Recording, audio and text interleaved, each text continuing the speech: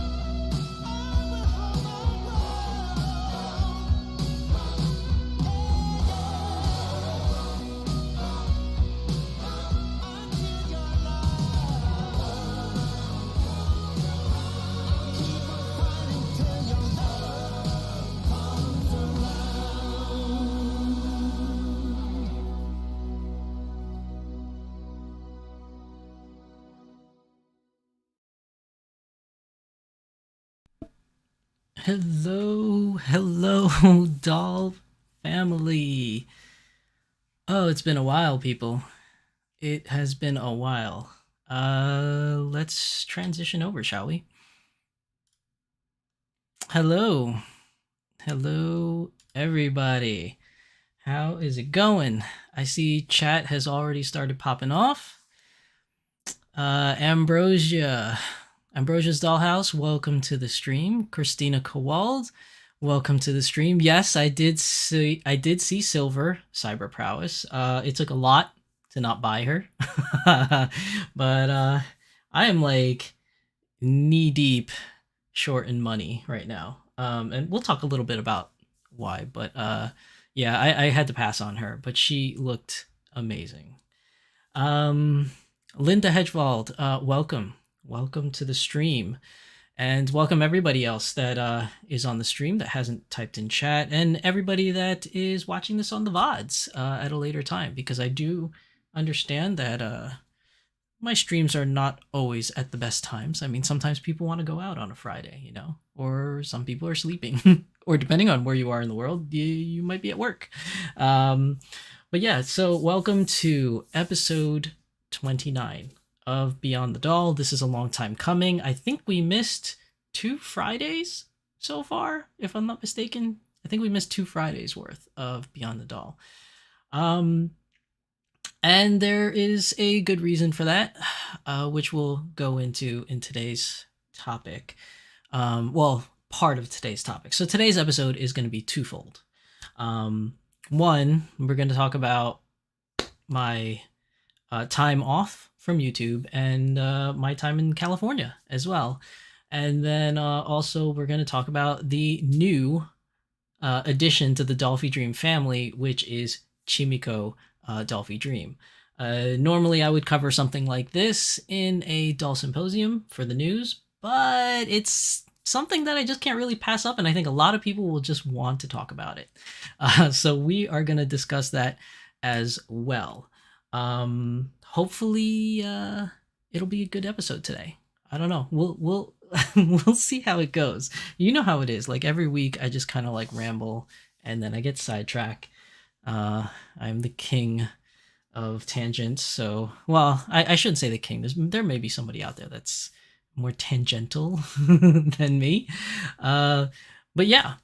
So let's see. Where should I start? Actually, Chitose, as you guys can see, she's here. It is summertime and she is wearing a winter coat, but I really like this coat on her. So she wore it in California. I had her take it off for pictures, but you know, she was wearing it on the trip.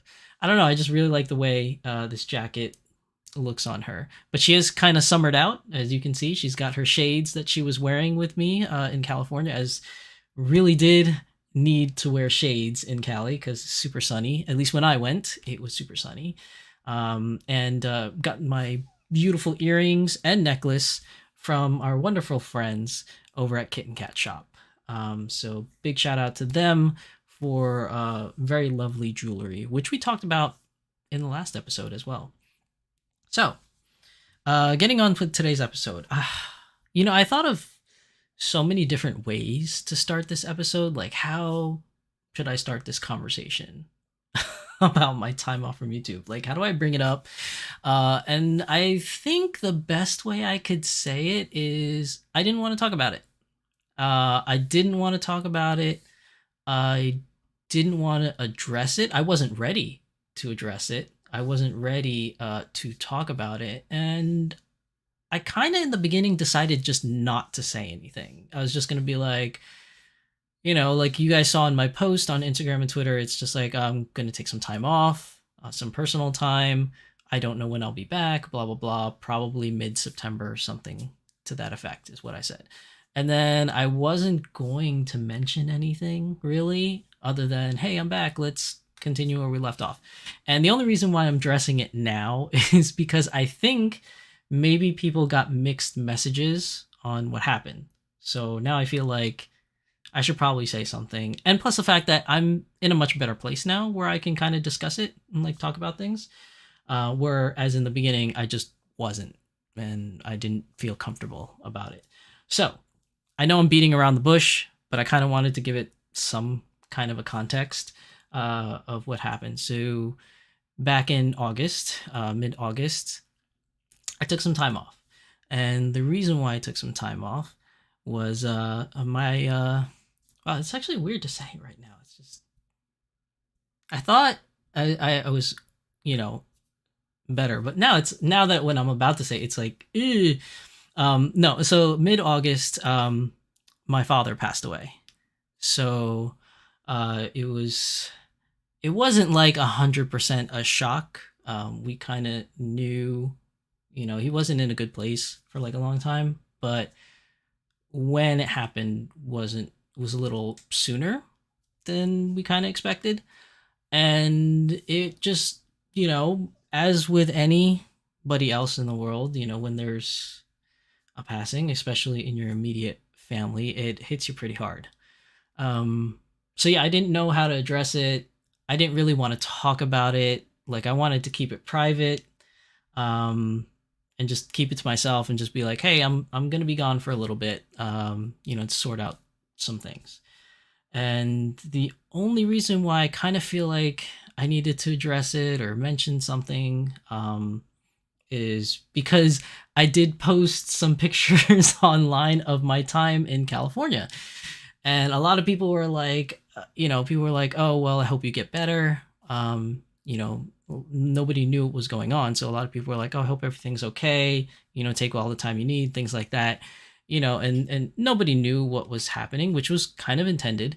And then all of a sudden I posted pictures of Chitosai in California going to see the battleship Iowa and things like that. So then people were a little bit confused. They're like, oh, I thought you weren't doing so well. Um, so for medical reasons, my dad was out in California, and familial reasons. He was out there, getting treatment and stuff like that. And so when he passed, obviously I flew out there, to California as soon as I could, um, and do all the stuff that that comes along with something like that happening. So while I was there, I've never been to California before. This was my first time there. And obviously, with the family stuff going on, it's not like I had all the time in the world to sightsee and like do all this stuff because, I'm dealing with familiar stuff. I'm also dealing with my emotions and like how I feel. And I say all the time on my streams or on my channel how like traveling is expensive and I usually don't travel very much because honest to God, I probably could travel more. It's just I spend more money on dolls and things like that, so that kind of like hurts the travel fun. But yeah, I mean, I don't really have much money, so I kind of went out to Cali by myself. My wife, my kids stayed here, in New Jersey, and it was just me. So I had a lot of time to myself to just reflect, to think about things, to try to go through my emotions and, what am I going to do, going forward and things like that. So it was just like a really weird time. So in between spending time with family out in California that I've never met, because there's like a whole nother side of my family that's out there in Cali. So meeting them for the first time, talking to my sister that lives out there who I haven't seen in years. So, just catching up and things like that. So in between those times of handling all those things while I was in Cali, they were like, you should go, you shouldn't stay by yourself in the hotel. They were like, just go out and, see things and, enjoy California, during your time here. So I did that when I was there. Like I went to a couple places. I didn't have like all the time in the world. So it's kind of like whenever I had a chance, I just kind of drove around and did stuff. There was a couple things that I wanted to see, a couple things I wanted to do while I was there. So I'm going to share some of those things with you. I don't want this stream today to be a depressing stream talking about like loss and things like that. But I will talk about like my quote unquote adventures in California. I was only there for 4 days. And within those 4 days, I think I probably had maybe 1.5 days to myself to just kind of go around and do stuff. But within that 1.5 days, I kind of fit in as much as I could. From the time I woke up until like pretty much midnight at night, I was on the road driving around just doing stuff, and it was good, because for one, it since I don't know if I'll ever go back to Cali or not, it's my only chance to see some stuff there while I'm there. But then two, it got my mind off of things, just going around driving, like looking at stuff and things like that, and meeting some people, which I'll talk about in a bit. It kind of helped, take my mind off of things, and it was a little comforting not to just be alone in the hotel room by myself. So I did go around, but people were a little bit confused of my pictures because they were like, "Oh, he looks like he's having a good time. I guess there's nothing wrong." But that's basically what happened. Is that so? I'll talk. I'm gonna show you guys some pictures of my time in Cali and things that I did within that pseudo like day and a half, and then after that we'll get into the new Dollfie Dream, the Chimikko Dollfie Dream, which I know a lot of you are probably more here for to hear about that, but I do want to share some things from Cali because some of it I think is really cool that I do want to share. Ambrosia, thank you for thank you for your kind words, Ambrosia, and Christina Kowal. Thank you. Like I said, it was a trying time. It was a very emotional time, but I think I've pretty much come to, I guess, an understanding or a sense of normality, so to speak, after all that. So yeah, so let's get into the Cali stuff. So let's see, we're gonna switch views here. Where's the button? Haven't done YouTube in a while. I forgot how all this works. Okay. So when I arrived in California, obviously, well, not obviously, I guess there's a lot of airports. So I stopped in LAX. That's where I landed, in LA. And LA was not what I expected. I don't know about you guys. I don't know how many of you have been to LA before or whatever, but my idea of Los Angeles was like, it's Hollywood, it's celebrity, it's glitz, it's glamour. Like I thought it was going to be like this whole thing like I see in movies, like celebrities everywhere, paparazzi everywhere, like diamond chandeliers and like palm trees and like all this stuff, and it really wasn't. Landing in LAX was really an eye-opener. The airport, sorry LA people if I'm offending you, but the airport was trash. LAX is pretty trash. It's gross, it's run down, it's decrepit. There is homeless people everywhere, which is unfortunate, but they are everywhere. Now, every major city has its homeless people, but I've never seen it before like this. It reminds me of New York City in the 80s. There's like homeless people outside the airport. There's homeless people like all over the streets. And I didn't know this, but my GPS, when it was taking me to my hotel, it made me pass by this area where it was just homeless people everywhere for 2 blocks straight. It was just tent city, like a bunch of tents of homeless people and a bunch of motorhomes, like rundown motorhomes that don't run, like they're on cinder blocks and stuff.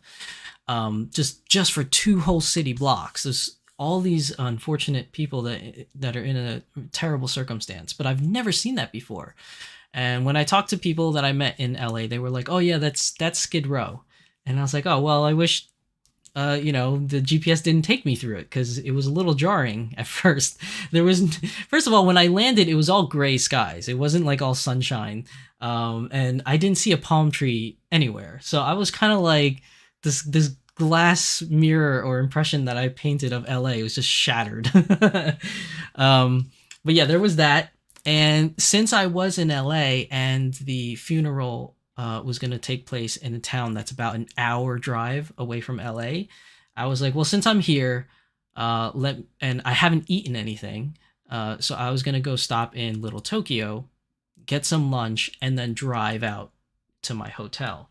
And this is Little Tokyo. So when I got there, this picture here is like in the middle of Little Tokyo, and it's got like this big tower thingy, which looked kind of cool. It's very, I don't know, I guess Japanese-esque. I don't know what to call it. It's like looks like a Shinto shrine, but like kind of higher up. I don't know if there's any significance to why it's that big, or if it was just a artistic thing that they did. But it was there, and I was like, oh, that's pretty cool. Let me take a picture. And while I was there was also the Japanese American National Museum. And I was like, cool, let me check this out, thinking that, like, it's a museum like any other museum. Uh, Let me say that this museum is beautiful inside. It's very well done. Everything is very well presented and portrayed. But if you're looking for a happy time, this is probably not the place to go. Um, it's a very good historical place to see what life was like for the early Japanese in America through, coming over as workers, and then the whole World War II thing and internment camps and Japanese rights and things like that. So it was actually more depressing because it was very sad. Like, a lot of the stories, a lot of the pictures that they showed was very sad, like how these people were treated, and things like that. So while it's a good educational experience and something that should be shared with the world so that people can understand what the Japanese American went through, it wasn't like you're gonna go in there and be like, I had such a great time. It was a little bit depressing, um, which was weird because as I was leaving the museum, the lady at the front desk was like, I hope you had a great time in our museum. And I was like, yeah, I had a great time, but now I feel really sad. I feel really sad. I was the dichotomy of feelings there. It's like, I should be happy, but I'm actually really sad to see what these people went through. Like, I don't know. It was definitely a mixed bag of how I felt when coming out of the museum. But it's a great museum. If you're in the area and you want to learn about the Japanese American history here in America, there's a lot of stuff in there. Pretty well curated, and they have a virtual experience where you can wear virtual head goggles, and it'll feel like you're in like the 1940s Bay Area Japanese market back then. Like, they recreated the entire market space. And I wanted to try it, but I didn't because, one, I didn't have enough time, and then two, I'm still a little germophobic, with COVID and everything, and a lot of people have worn this headgear over their face, and I was like, I know that they clean it, because you watch them clean it, but I was just a little skittish about it, so I didn't do it. But I've seen like videos of it. They have like a little TV on the outside where you can kind of get an idea of what it looks like, and it looked pretty cool. So that's one thing. Oh, Tempest Strife, welcome to the stream, Tempest. You came in at a solemn time. Yeah, it's yeah. The beginning of the stream was a little, a little background of why I was gone. But now we're into the more happy version of my trip to California. Thank you for your condolences, Linda. Tempest says, I wish I could have gone to the West Coast when Volks USA still had full choice there. I wish I could have gone to California when they still had Dolpa in California. Yeah. Some museums you leave with a full head and heart. Yeah, that's kind of like what this museum was like. But if you're in the area and you want to learn about the Japanese Americans' history here in America, give it a looks. So after that, I went to go eat. I went walking around, and there's like this little Tokyo mall here. Now it's like this really long, I guess, Shotengai, I guess you could say, the outdoor mall, but there's no roof on top, like in Japan. And going to this little Tokyo mall, which is on the far end, was interesting because they had something there that I didn't expect to see in America, which was jungle. They had like 5 or 6 jungle stores in this little mall, and each one catered to a different thing. One was for Gundam model kits, one was for idol stuff, one was for plushies, one was for trading card games. And it was really cool because I've only seen this in Japan. I've never seen it in America. Now, when I say never seen it in America, I mean where I normally live. So in the Northeast area, for like Boston, even New York City and in New Jersey, we don't have anything like this that Cali has with Little Tokyo. New York City has like I guess you could call it a Little Tokyo area around St. Mark's Place, but it's really spread out within that like 3 block radius. It's not really all condensed in one street or two streets kind of thing, kind of like how Chinatown is. And they don't have as many shopping stores or touristy kind of things to see in Little Tokyo, I guess you could call it, in New York City. So we didn't have anything like this. And I gotta say, if you can't travel to Japan, but you can make it out to Cali, the Little Tokyo area is probably the closest to Akiba when you go into this mall as you can get outside of Japan, at least from my limited experiences. I don't know if there's anywhere else in the US or anywhere else in the world that has like a Little Tokyo that's very similar to Akihabara in their areas, but this is probably the closest I've been to in Akihabara, like an Akihabara-esque feeling in Little Tokyo in California. Um, Luxaria, thank you for the condolences. Jungle's a really great secondhand, even here in Japan. I didn't know there's a jungle outside of Japan. Yeah, I didn't know that either, Luxaria. And there's like 6 jungle stores here, all catering to different things. Aside from jungle, there's all different other kinds of stores, but they're not any stores that I've seen when I was in my trip to Japan. Like, there's no Mandarake there. There's no Surugaya there. There's no soft map there. There's no Tamanashi there. Nothing like that. Just jungle. There's no Uchusen. None of that stuff. But just seeing jungle itself and the way that it's set up reminds me very much, like, the inside of the jungle stores in Little Tokyo is set up just like it is in Akiba, which is really, really cool. So there was that I saw while I was there, and then I went to go eat okonomiyaki for lunch. This is what I had for lunch. The reason why I got okonomiyaki is because I can't find an okonomiyaki place anywhere near me outside of Japan. So the only time I had okonomiyaki was in Japan. I ate it in what's that place? Venus, the Venus Mall in Odaiba. So I had okonomiyaki there, but I can't, for the life of me, maybe it exists, maybe it doesn't, but for the life of me, I couldn't find an okonomiyaki place in New York City, and we definitely don't have one here in New Jersey. And the time I spent in Boston and Washington, D.C., I didn't see any okonomiyaki places. So instead of getting sushi or anything like that, I was like, let me get something that I can't really get anywhere else. Like, I couldn't find any other place. So I got this,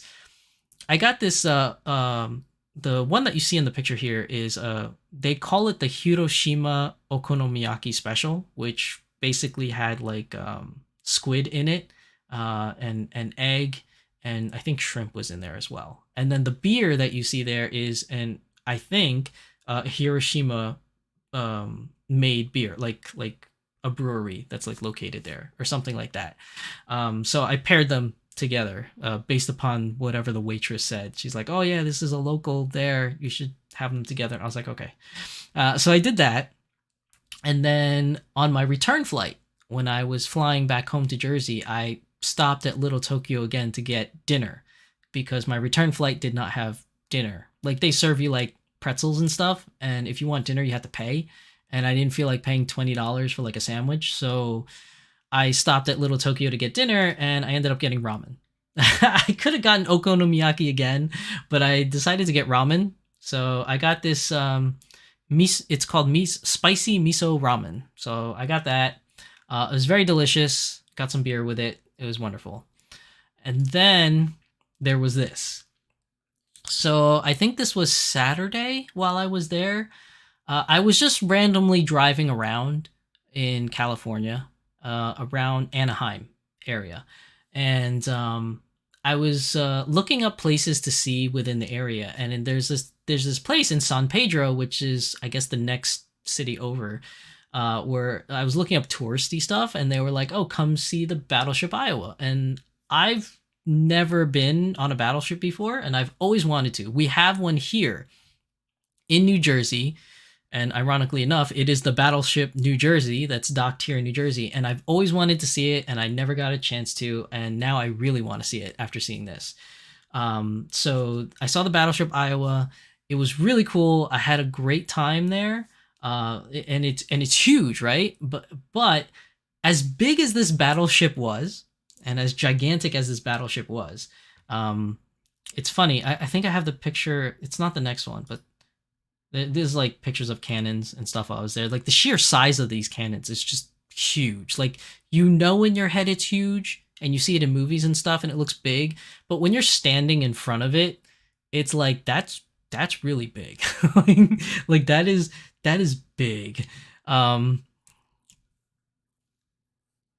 the battleship looks like a good backdrop for a doll photo shoot. Well, it's funny that you say that, Luxaria, because um oh, uh, it's not the next picture, but next to the battleship is this cruise liner, and the cruise liner was 3 times bigger than the battleship.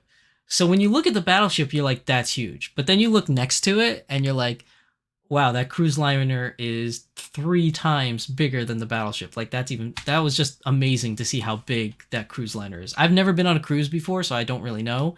But seeing one in person, I've never seen a cruise liner in person too. Which is weird, but I've never seen one, and that thing is 3 times bigger than the battleship. But I digress. Doll photo shoot. So I found like a little area where I could get the entire battleship in the shot. So I kind of did this picture while I was there.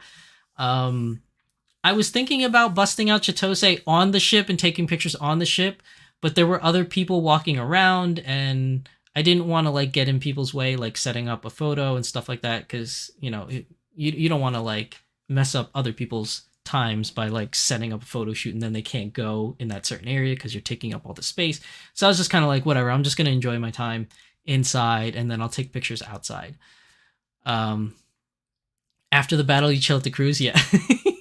Yeah, it's too bad the cruise liner didn't have like tours where guests can just walk around and look inside, because I would have done that, but yeah, they wouldn't let you. So I took this picture over there of the battleship. I think that's the last picture. Oh no, then there's another one with me and Chitose next to the battleship. This time she's wearing her shades. So on this one, her shades are on her head. And then in the next one, because I was wearing my shades, I decided Chitose should wear her shades too. So we're both wearing shades in front of the battleship. It was a good time. I really enjoyed it, and now I really want to go to the New Jersey battleship. So probably we'll do that sometime in the future. Then I went to Disney World. I didn't want to be mean about it because it would be pretty mean if while I was there I went to Disney World or Disneyland and without the kids. So I didn't really go into Disneyland. I just was outside of it at the shopping area. So they call it Downtown Disney.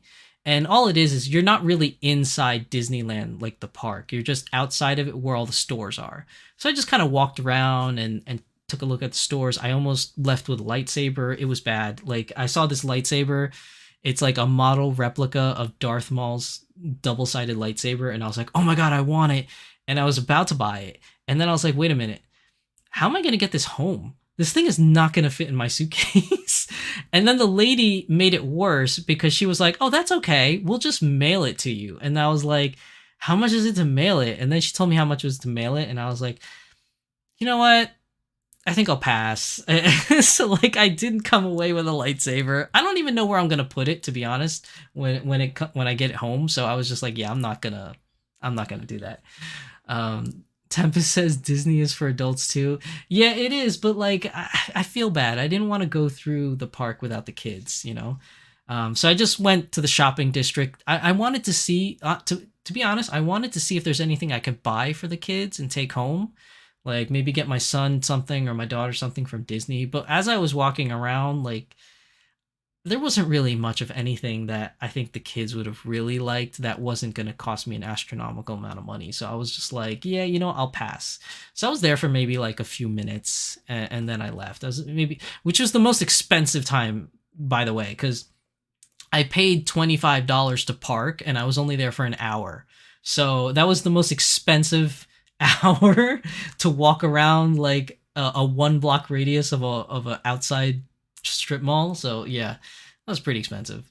Then afterwards, what's the next picture? Oh, okay. So just so you guys know, before I go back to the next picture, okay, another thing, because I was looking up touristy things to do in California because I didn't know where to go. So then I came upon this post of somebody that went to the Karate Kid place. So if you haven't watched the Karate Kid movie, um, like the very first one, uh, oh, Yoshi Plays, welcome to the stream. Welcome to the stream, Yoshi Plays.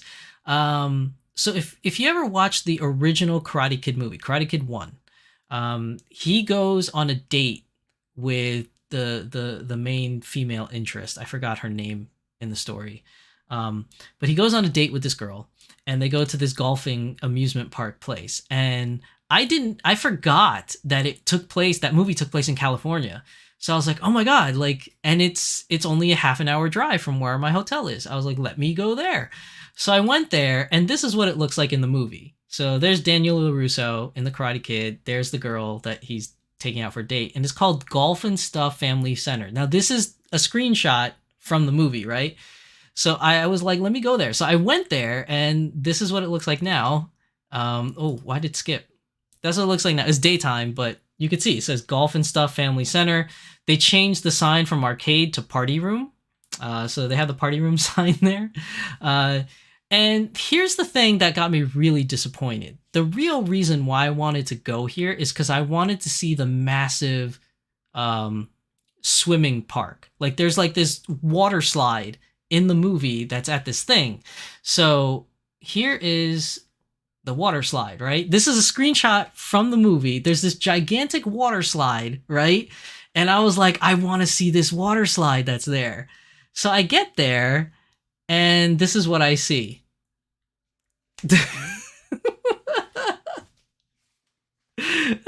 Like, what happened to the water slide? Like, I'm like, what? Like, the arcade is there. If you ever watch the Karate Kid movie, the arcade is there. The mini golf is there.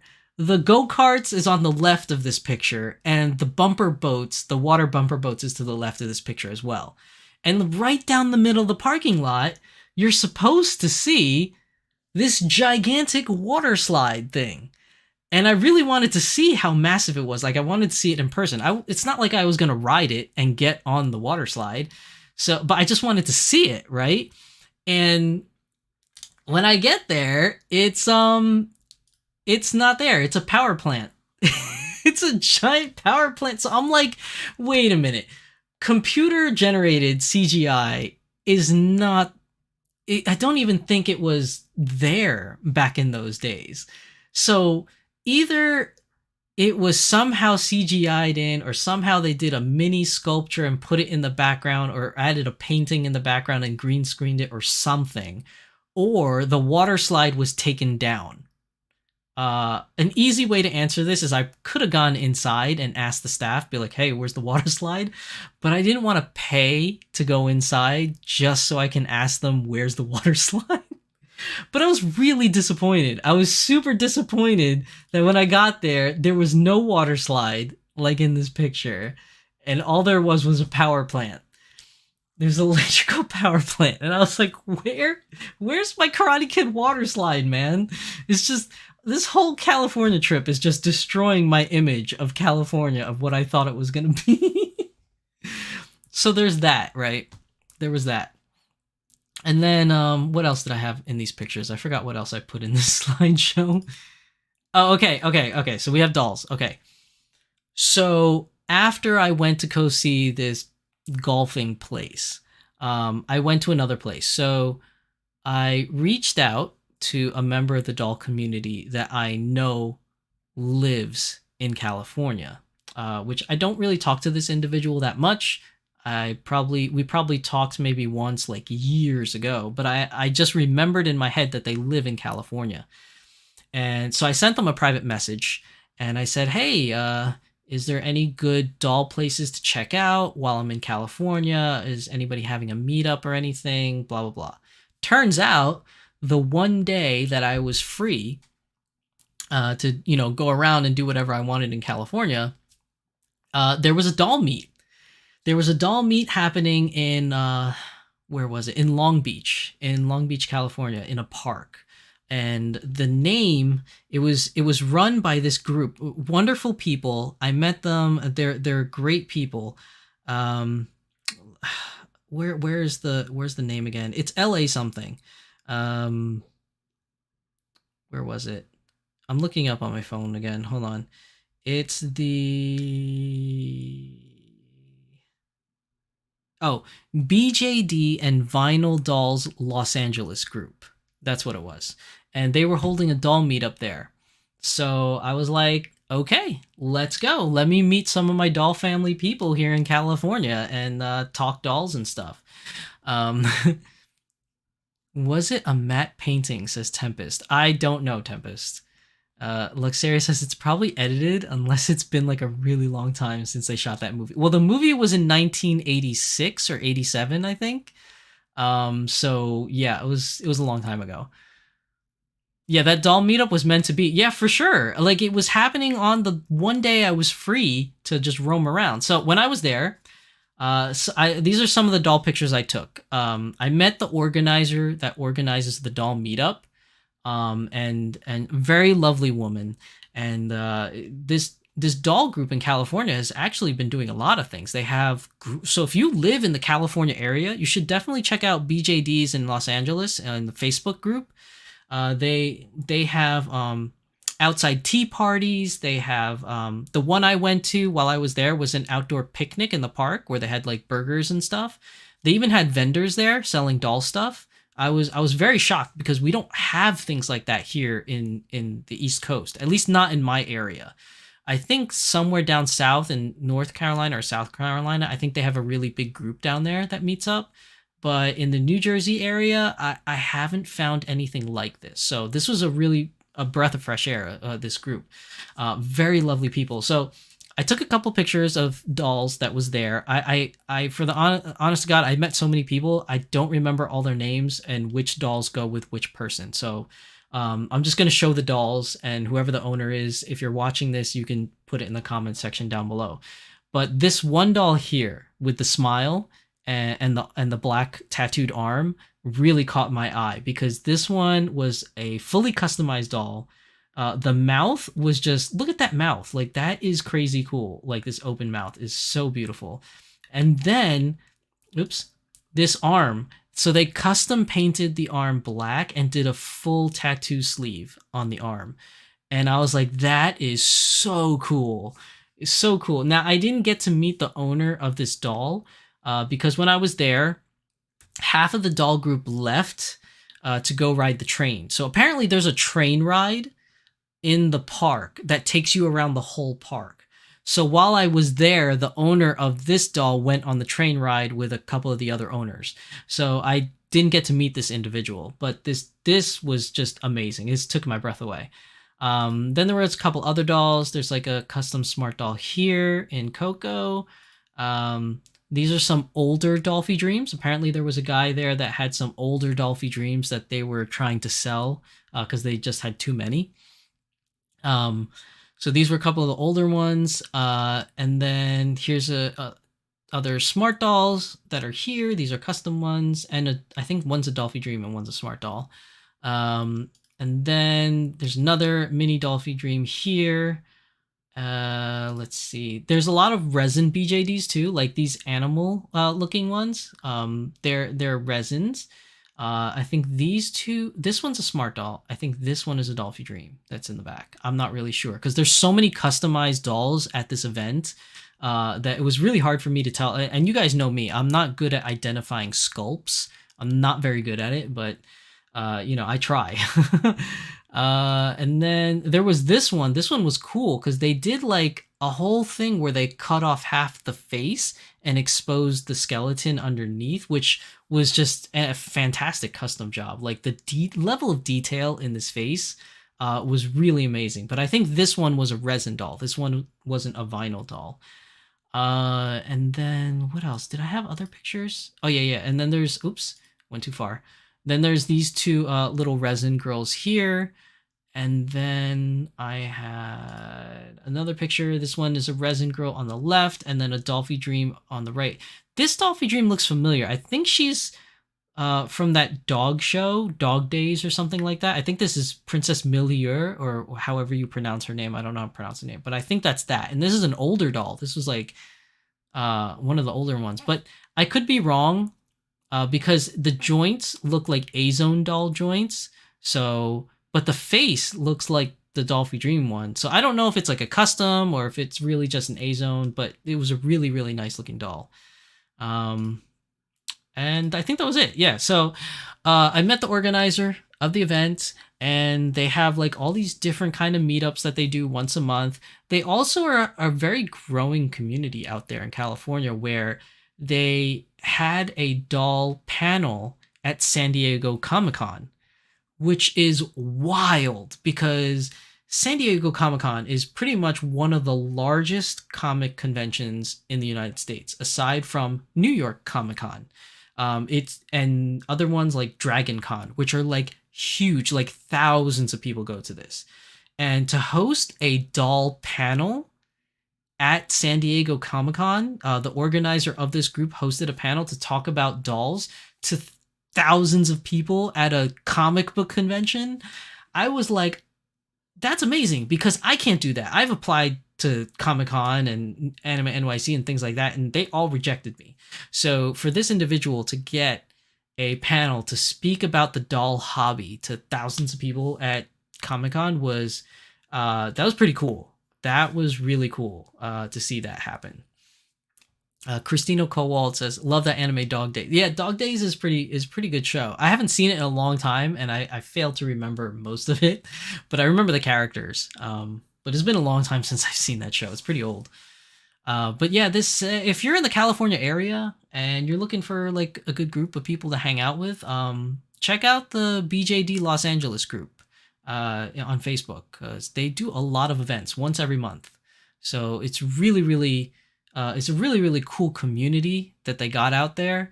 And I got some good tips, talking with the organizer on, maybe trying to do something like that here for doll family people in the New Jersey, Pennsylvania, New York area.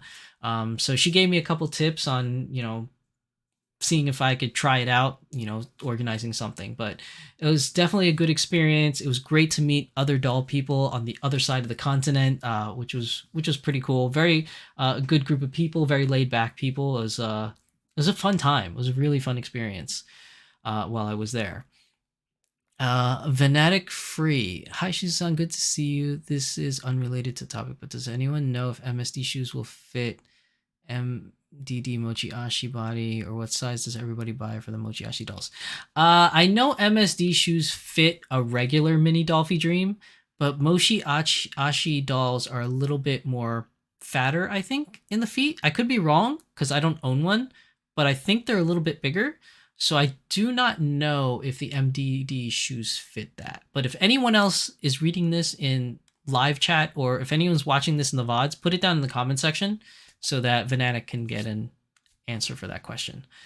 But yeah, really good group of people. So another thing I did on that day towards the evening time was I actually reached out to an old friend of mine, and some of you might know this individual by the name of Kodama Anime. So Neil from Kodama Anime, who used to do a lot of doll-related videos. I think most of you people that are smart doll owners probably know Neil from Kodama Anime. So he lives in California. So while I was out there, I reached out to him, and so we went to this place called Flying Tiger or something like that, some coffee joint. We talked for maybe an hour and a half, 2 hours. It was really cool catching up with Neil, just talking about doll stuff and just life in general. And I wanted to ask him because everybody keeps telling me that California has amazing Mexican food. And I was like, and I asked Neil, I said, where can I find really good Mexican food, but it's not a chain store, like a mom and pop place that has authentic Mexican feel, authentic Mexican kind of food. And, obviously he doesn't know every place, but he recommended a place, which is this one here called Taqueria in Long Beach on 4th Ave. And if you're familiar with the California area, maybe you know this place, but amazing food. Oh, the food was so good. So I got this here. It was 3 tacos with pinto beans and rice, and it was delicious. I can't even explain how delicious. Now maybe it's because I'm jaded and I don't know much about Mexican food, but and it's sacrilege to say this. I know Mexican people that are watching this are probably like, boo, but like the only thing that I've had of Mexican food is, I hate to say this, is Taco Bell. Like I've had Taco Bell. I've had like this, there's a local place. I don't know if I know it's a chain, but I don't know if it's a chain outside of New Jersey, but there's a place here called Jose Tejas here in New Jersey. And I've had like various other like taco places, but most of them were like chain stores. So I guess you could say this is like my first real authentic Mexican food. And let me say, it's the best Mexican food I've ever had. Like for me personally, there's probably other places around the world, and obviously, of course, in Mexico where maybe it's better. But this place on 4th Ave in Long Beach, Taqueria, so good. If you're in the Long Beach area, definitely check out Taqueria. Very delicious. Let me get a drink of my tea because I've been talking for like a while. Okay. I promised I wasn't going to take too long doing this, but it's been quite a long time. We need to get to Chimikko, Dollfie Dream. Linda says, I have a Mochi Ashi body. She wears the same shoes as my Stanny mini Dollfie Dream. Okay, so looks like same shoes fit. Look at that. See, somebody in the chat was able to answer the question for Fanatic. Thank you, Linda, for that answer. Tempest says, buddy, no, you need to get better stuff. Look, Tempest, I don't know. Like, I need people to tell me where these good places are, because I genuinely don't know, and I really need to find these places, because chain stores is not the way to go. Maybe if you need cheap stuff, like on the go, sure.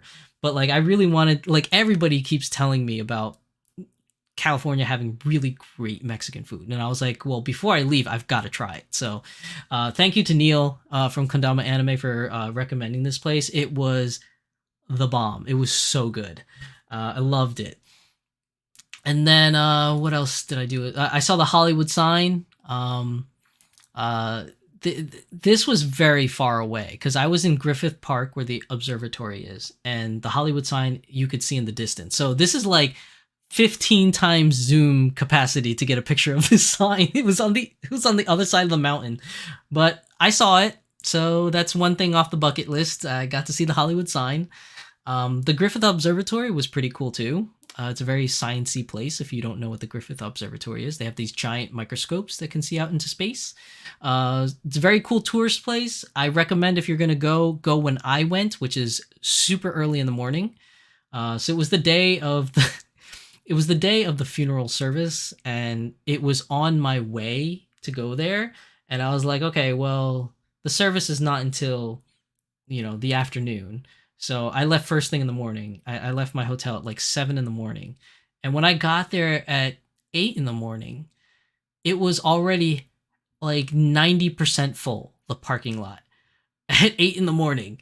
So if you're going to go to this place, I recommend you go early because parking lot filled super quick. But it's a good place if you want to see sciencey stuff and you want to see the skyline of California, as well as California, of LA, as well as see the Hollywood sign. But when I was there, they had this weight scale, and it says this is your weight if you were on Pluto. So apparently Pluto has a very low gravity pull, because I only weighed like about roughly 5 pounds or 10 pounds according to this scale. But the kicker was, if I were to be on Jupiter, which for those of you that know, I'm a huge fan of Sailor Jupiter, but if for some reason it was possible for human beings to step foot on Jupiter, I'd be about 400 pounds. Gravity is super strong in Jupiter. I weigh 400 pounds on Jupiter for some reason. So that was interesting. But yeah, there's a lot of sciencey stuff there. It's really cool if you're into that kind of things, like astronomy and stars and stuff.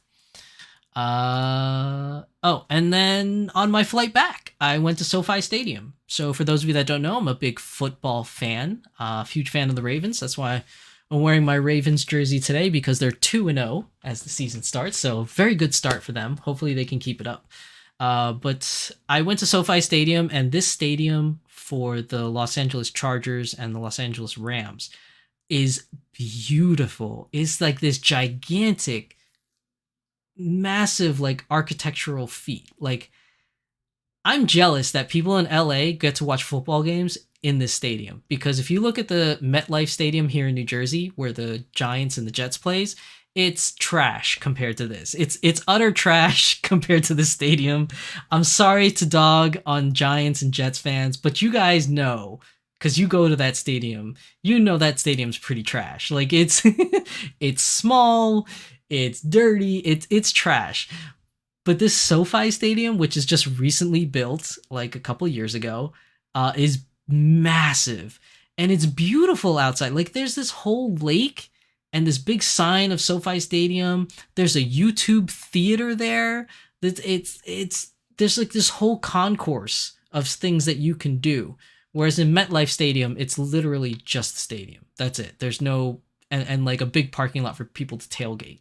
But this place was amazing, and they were giving away tours. Like, not giving away, you had to pay for it, but there were tours to take of the stadium.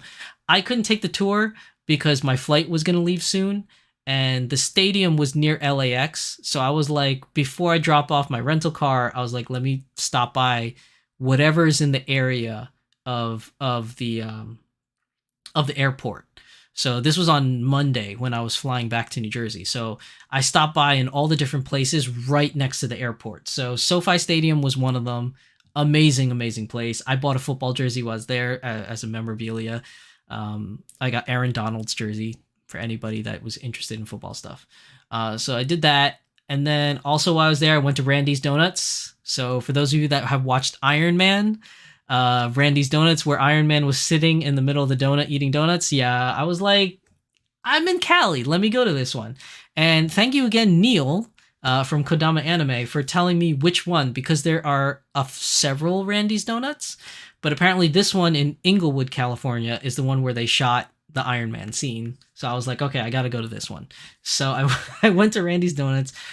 I bought donuts for myself. I got a jelly donut because that's one of my favorites, and it was fantastic. A little too much jelly, though. They really jam-packed the jelly in there. And then I got a matcha donut, and I got like a sprinkle donut, I think, and something else. I forgot what the other donut was. And I brought the donuts home from Cali. So, I mean, it's a 6-hour flight from California back to New Jersey. So I literally bought these donuts before I got on the airplane. So by the time I got home in Jersey, it was still fresh, and I gave it to my wife and the kids, and they loved it. They thought the donuts were great. So Randy's Donuts, definitely had to do that. I was very touristy. I was the only person at Randy's Donuts taking pictures and selfies. I didn't put the selfie in this picture here. I just took a picture of the building, but I did selfies while I was there. So touristy. You could spot me a mile away as a tourist. Tempest Drive says best stadium I've been to the Iron Pig Stadium in Allentown for minor league baseball. I've never been to the Iron Pig Stadium, but I assume it's big. But yeah, this stadium, the SoFi Stadium, was just the fact that they have this gigantic like lake like right in the front of the paddock was just amazing. And around the lake, you could walk around it. Like if you wanted to exercise and just walk around, and then there's like picnic tables and benches around there. It is definitely a sight to see for sure. And then after Randy's Donuts, okay, so this is LAPD headquarters. And you're like, why is Shizu-san taking a picture of the police station? I'll tell you why. And this is really only relevant to me, but I'm a huge, huge fan of a TV show called The Closer and its spin-off show called Major Crimes. It's pretty much my favorite TV show in the world. Well, not my number one, but when it comes to like real people TV shows, I guess you could say, that's on TV, it's pretty much one of my most favorite shows. And, you know, I was like, let me just go to the LAPD, see if it looks like it does on the TV show. And it does. It looks like this, and it was cool being there. I was just like, oh, awesome, LAPD headquarters. I feel like I'm in an episode of The Closer. I just said, oh, Tempest, you thought it was RoboCop. I think RoboCop takes place in Detroit, for RoboCop. But yeah, yeah, I wanted to take a picture in front of the LAPD headquarters. So I even took a selfie. There's like a little sign over here on the bottom right that says LAPD headquarters. I took a selfie. I put it on my Facebook page for my family to see. But it's just something geeky that I wanted to do while I was in Cali. And another thing is In-N-Out. So another thing that's very specific to California is the fast food chain called In-N-Out. And everybody keeps telling me I need to go to In-N-Out. I need to order animal style. I need to get this. I need to get that. I have to say, In-N-Out, French fries, not that good. I personally didn't like the French fries, but the burgers are to die for. The burgers in In-N-Out is so good. I wish we had an In-N-Out here in New Jersey.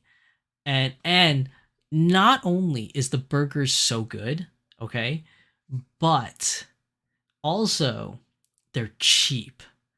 Like right now, if you were to get like, let's say, an identical thing, like a quarter pounder with cheese from McDonald's, you get a quarter pounder of cheese, it comes with fries, it comes with a drink. It's going to cost you $12 to $13 here in New Jersey for that combo. I go to In-N-Out, I get me a bacon cheeseburger with fries and a drink, and it cost me $8.50. It was cheap. And they didn't skimp out on the burger either. The burger is big. Like it's bigger than a McDonald's burger for sure.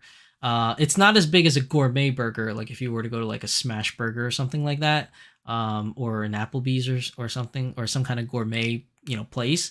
But it's definitely bigger than a McDonald's burger. And for $8.50, you can't beat that deal. And the line is really long, but they crank out food so fast that you're literally only waiting maybe like 5 minutes at most. So I definitely enjoyed my time in In-N-Out. I enjoyed it so much I ate there twice. I ate there, I think on my free day, I ate there, and then on my drive home from the funeral service, I ate there for dinner because it was on my way home to the hotel. And I took this picture here. This is not the In-N-Out burger place that I went to. This was which was weird. I just randomly came across this. This is the original site and a replica of the original building. So this is where the very first In-N-Out was, which was in something park, Baldwin Park, California. And this is the site of this is the original site for the first In-N-Out, and this is a replica building of what the original one looked like. And it's all gated. You can't go in there, so you can only take pictures from afar. But definitely In-N-Out, and if you do go to In-N-Out, if you're a visitor to California, if you live in California, this is all normal to you. But if you're visiting California, ask them for extra packets of spread. It's called spread. I asked for sauce, and they were so confused. They're like, "What sauce? What are you talking about?" And then I was like, the famous sauce, and they're like, "Oh, you mean the spread?" So if you guys go to In-N-Out, ask for extra packets of spread. That spread, that sauce is amazing. It's amazing. Tempest Strife, the reflection was cool. Yeah, the reflection is cool for SoFi Stadium. Burger talk making me hungry at 11 p.m. Yes, I am now craving In-N-Out as I'm talking about it. Christina Kowal says, thought it was a bit small. Yeah, it's just a recreation. But that's the original size of the original In-N-Out, apparently, because it's a replica of the original building. It's just there's nobody in it. So I'm assuming that the original In-N-Out was more like a place where you just take out, you don't eat inside. So like there's kind of like that window and people working inside, and they just hand you your burger and you go eat outside or something like that. But yeah, it's like a really small thing. But that was cool. And then I think that's it. Yeah, that's my whole California trip in a nutshell. So as you can see, I drove around to a lot of random places, like on my day off. So my day off was Saturday to just pretty much do myself, and I went everywhere. Like I literally went everywhere on Saturday. Like I spent a whole tank of gas just driving around, seeing things. Other places I didn't take pictures that I went to Venice Beach. The reason why I went to Venice Beach is because I wanted to see the outdoor gym where Arnold Schwarzenegger trained. Like if you ever watch the Arnold Schwarzenegger documentaries, like when he came to California, he was working out on Venice Beach. You know, there's an outdoor beach where apparently all these big bodybuilders work out, and I was like, I want to see that. It was a letdown. I got to Venice Beach, I saw the outdoor gym. Nobody was working out. Nobody was huge like a bodybuilder. Nobody was ripped. There was one guy and his kid working out in the gym. So it was very depressing. Also, Venice Beach is not kid friendly. I just found out when I was there. There's a lot of homeless people and a lot of weed smoking there. So if you like weed, I guess that's the place to go. And there's like a lot of like, I don't know how to say, like street vendors, I think is the right word, where like people have like picnic blankets where they're selling things on their blankets like all throughout like Venice Beach. But I did get my wife a really cool Venice Beach sweater over there. So I did that. And then I went to Santa Monica Beach. And the reason why I went to Santa Monica Beach, because it's right next door, is because when I was a kid growing up, there was a TV show called Baywatch. And I was like, let me go to the Baywatch Beach. So I had to Google it. Apparently, Baywatch Beach was filmed in this something named National Park. I forgot what the name of the National Park beach was. But essentially, that National Park beach is in Santa Monica Beach, apparently. So I went there hoping, I was praying to see, like, you know, the lifeguard towers with the little red floaties and like a bunch of lifeguards wearing red, just like on the TV show. None of that. There was not even a touristy like Baywatch thing where you could buy like gimmicks. Like I wanted a Baywatch sweater or something like that, but there was none of that. Like I couldn't find anything. So I was like really disappointed. There was no Baywatch memorabilia at the Baywatch Beach. So yeah, there was that. Unless it was filmed somewhere else and I was in the totally wrong place, but I couldn't find anything. I was a little disappointed. Other places that I went to that I didn't take pictures of. What else was there? Mitsuya. I went to the Mitsuya in California, which apparently I didn't know there were several of them, but I went to the one in Torrance, which was pretty big, and it's attached to a mall. Nothing really to write home about. It's pretty similar to any other Mitsuya if you went to a Mitsuya before. And for those of you who don't know, Mitsuya is like a Japanese grocery place with like food vendors and stuff. Where else did I go on my day off? Like I literally drove as much as I could. Trying to think. Where else did I go?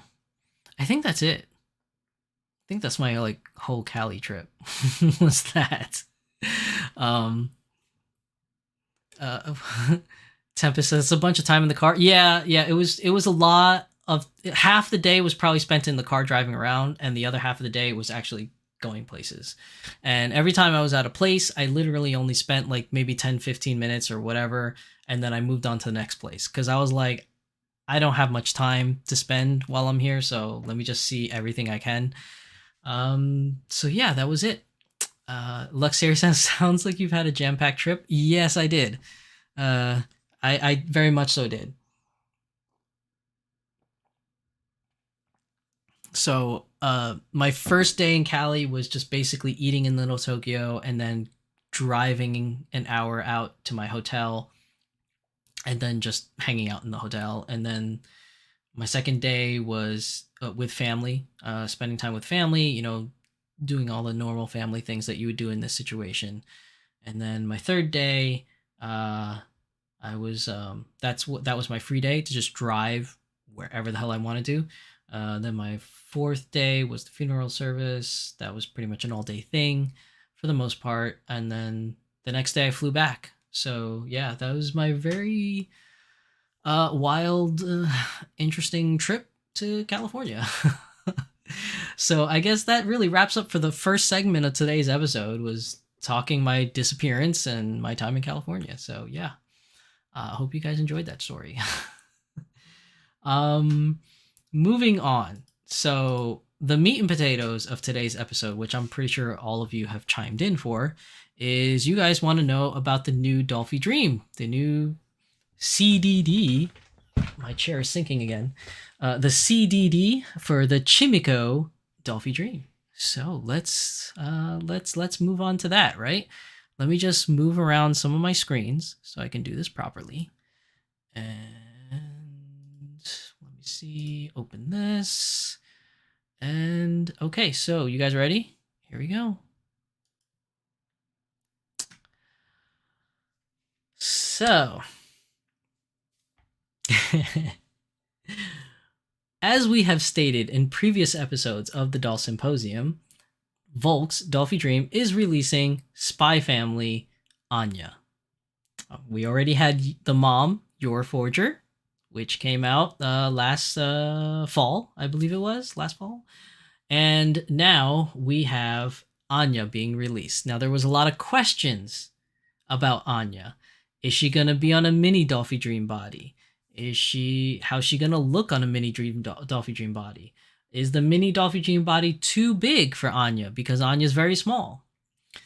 And then, while I was in California, they announced that she's going to be released on a new body called Chimikko. That's Chimikko. Now, my understanding is that it's slang. That Chimikko is slang for tiny, cute person or something like that. I could be totally wrong. I don't know Japanese. I just Google Translate. It's like tiny, cute. It's like slang for a tiny, cute person or something like that, which is very apt for Anya.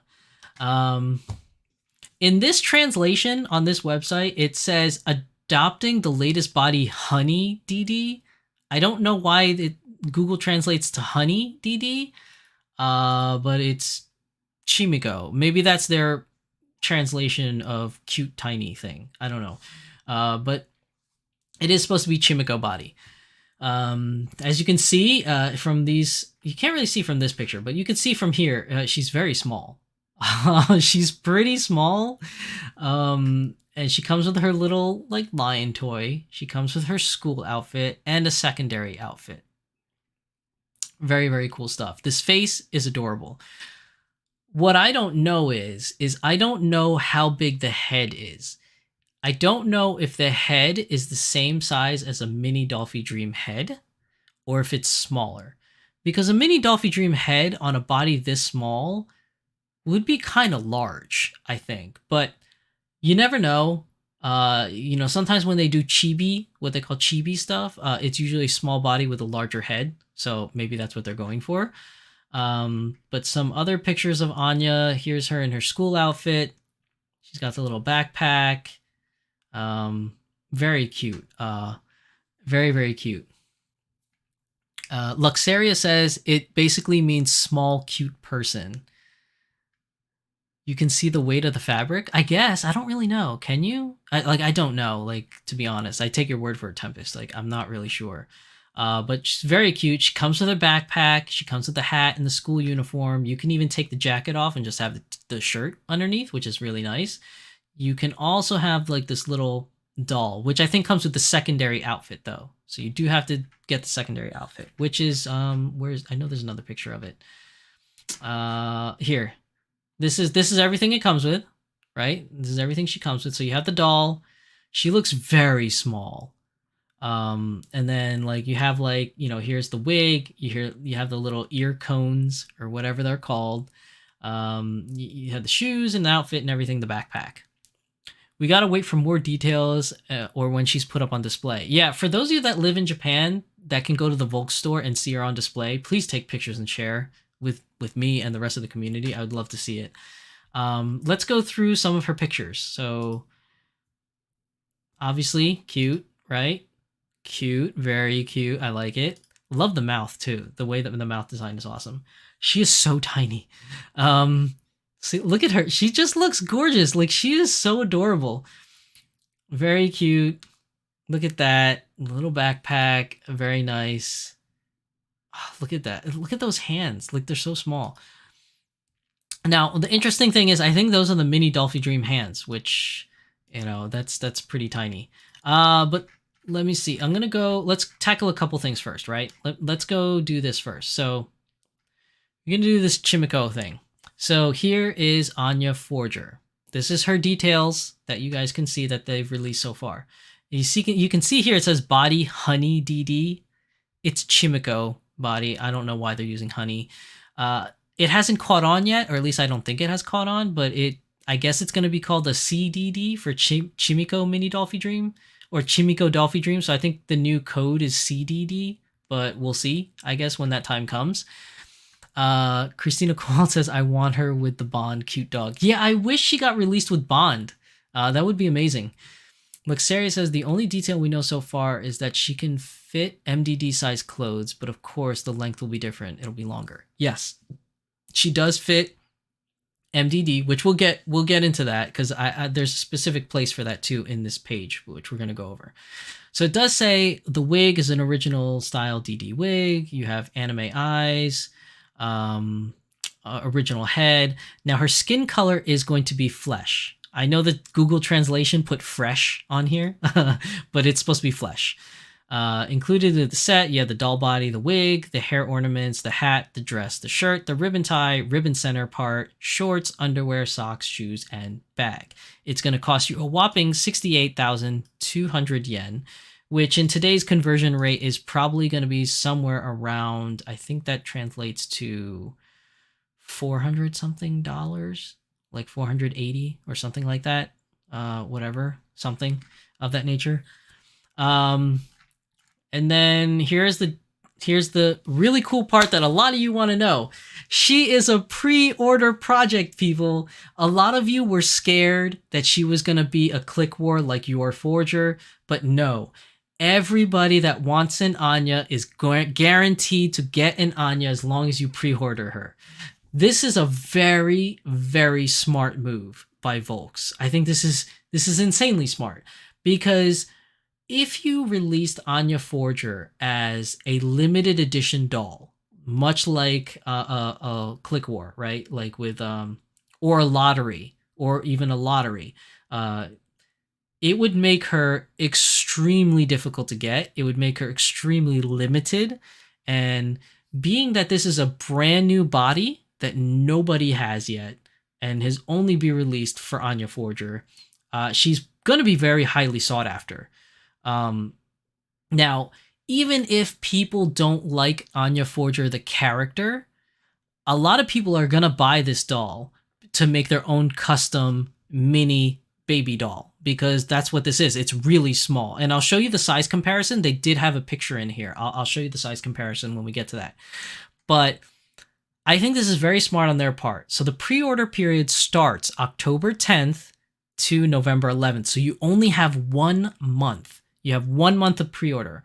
But as many people that pre-orders her in this 1 month, you are guaranteed to get her. So I don't want to hear anybody complaining, I couldn't get an Anya. Oh, I missed out on Anya. Blah, blah, blah. Oh, she's so hard to get. No, she's a pre-order project. As long as you pre-order her from October 10th to November 11th, you will get an Anya. You will get her. She will be yours. You don't have to fight anybody for it. The only time I want to hear people complaining, and that it's warranted for a complaint, is you're new to the hobby after she was released. Like after November 6th or November 11th, you get into the hobby, in December, let's say, and you just found out Anya was released, then that's excusable because you didn't know. You're brand new to the hobby. But if you're in this hobby right now and you're a member of the doll community and you don't pre-order her during this time frame, that's your fault. Obviously there's other things that play into factor. I'm not criticizing you if you just plainly don't have money. These dolls are expensive. They are a luxury item, right? They're not cheap. Okay. So obviously if you just don't have the money, then you don't have the money. I can't blame you for that. That's not your fault.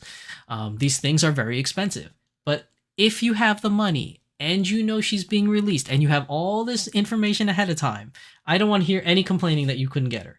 This is a guaranteed. You will get an Anya Forger if you pre-order her during this time frame. And she has different ways of pre-ordering her, okay? If you don't have the money right now, they have a down payment system, which we'll get into. We'll get into that, okay, people? They have a down payment system.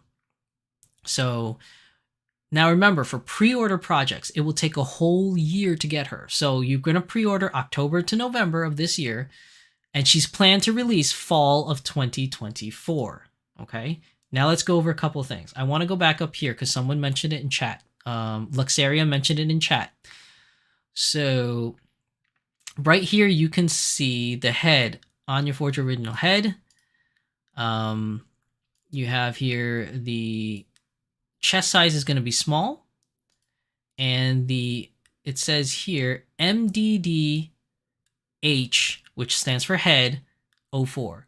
So it looks like, despite what I said about the head looking small, it looks like it's a regular sized mini Dollfie Dream head, as you got the MDDH04. Now the MDDH04, maybe that means hands. Oh yeah, maybe it does, because it says hand here. So hand parts, maybe that's a hand part. I don't know. Maybe the head. I don't know. It doesn't say anything about the head actually. It just says original head. So I don't know. Maybe I'm wrong. Maybe it's still smaller. Who knows? But let's go over a couple of things. Okay. First off, I want to show you guys the secondary outfit. So yeah, Tempest, you're right. It is the hand. I did read that after the fact. Look how cute she looks next to Yor. Look at this. She's so cute next to Yor. Okay, so the secondary outfit is this little casual dress that she wears in the show, and you have the little tiger stuffed animal that comes with it.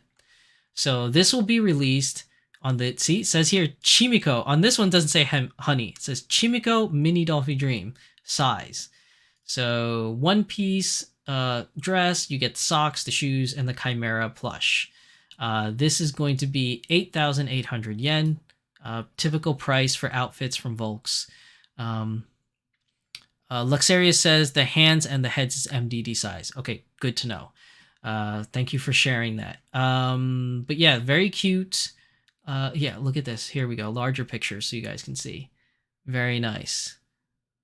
Right? Very nice. She's so cute. Look at that. She's so cute. Oh my god, she's adorable. So you see here, you get the little shoes. They look like ballerina shoes, I guess. You get the dress, you get the doll, and a pair of socks all in there. There's the little plush, the Chimera plush. There's Anya again. As you can see from here, the back is not a zipper. It's all push buttons, which Volks does a lot of. And look at her with Anya. Look at her with Yor. I'm sorry. Anya.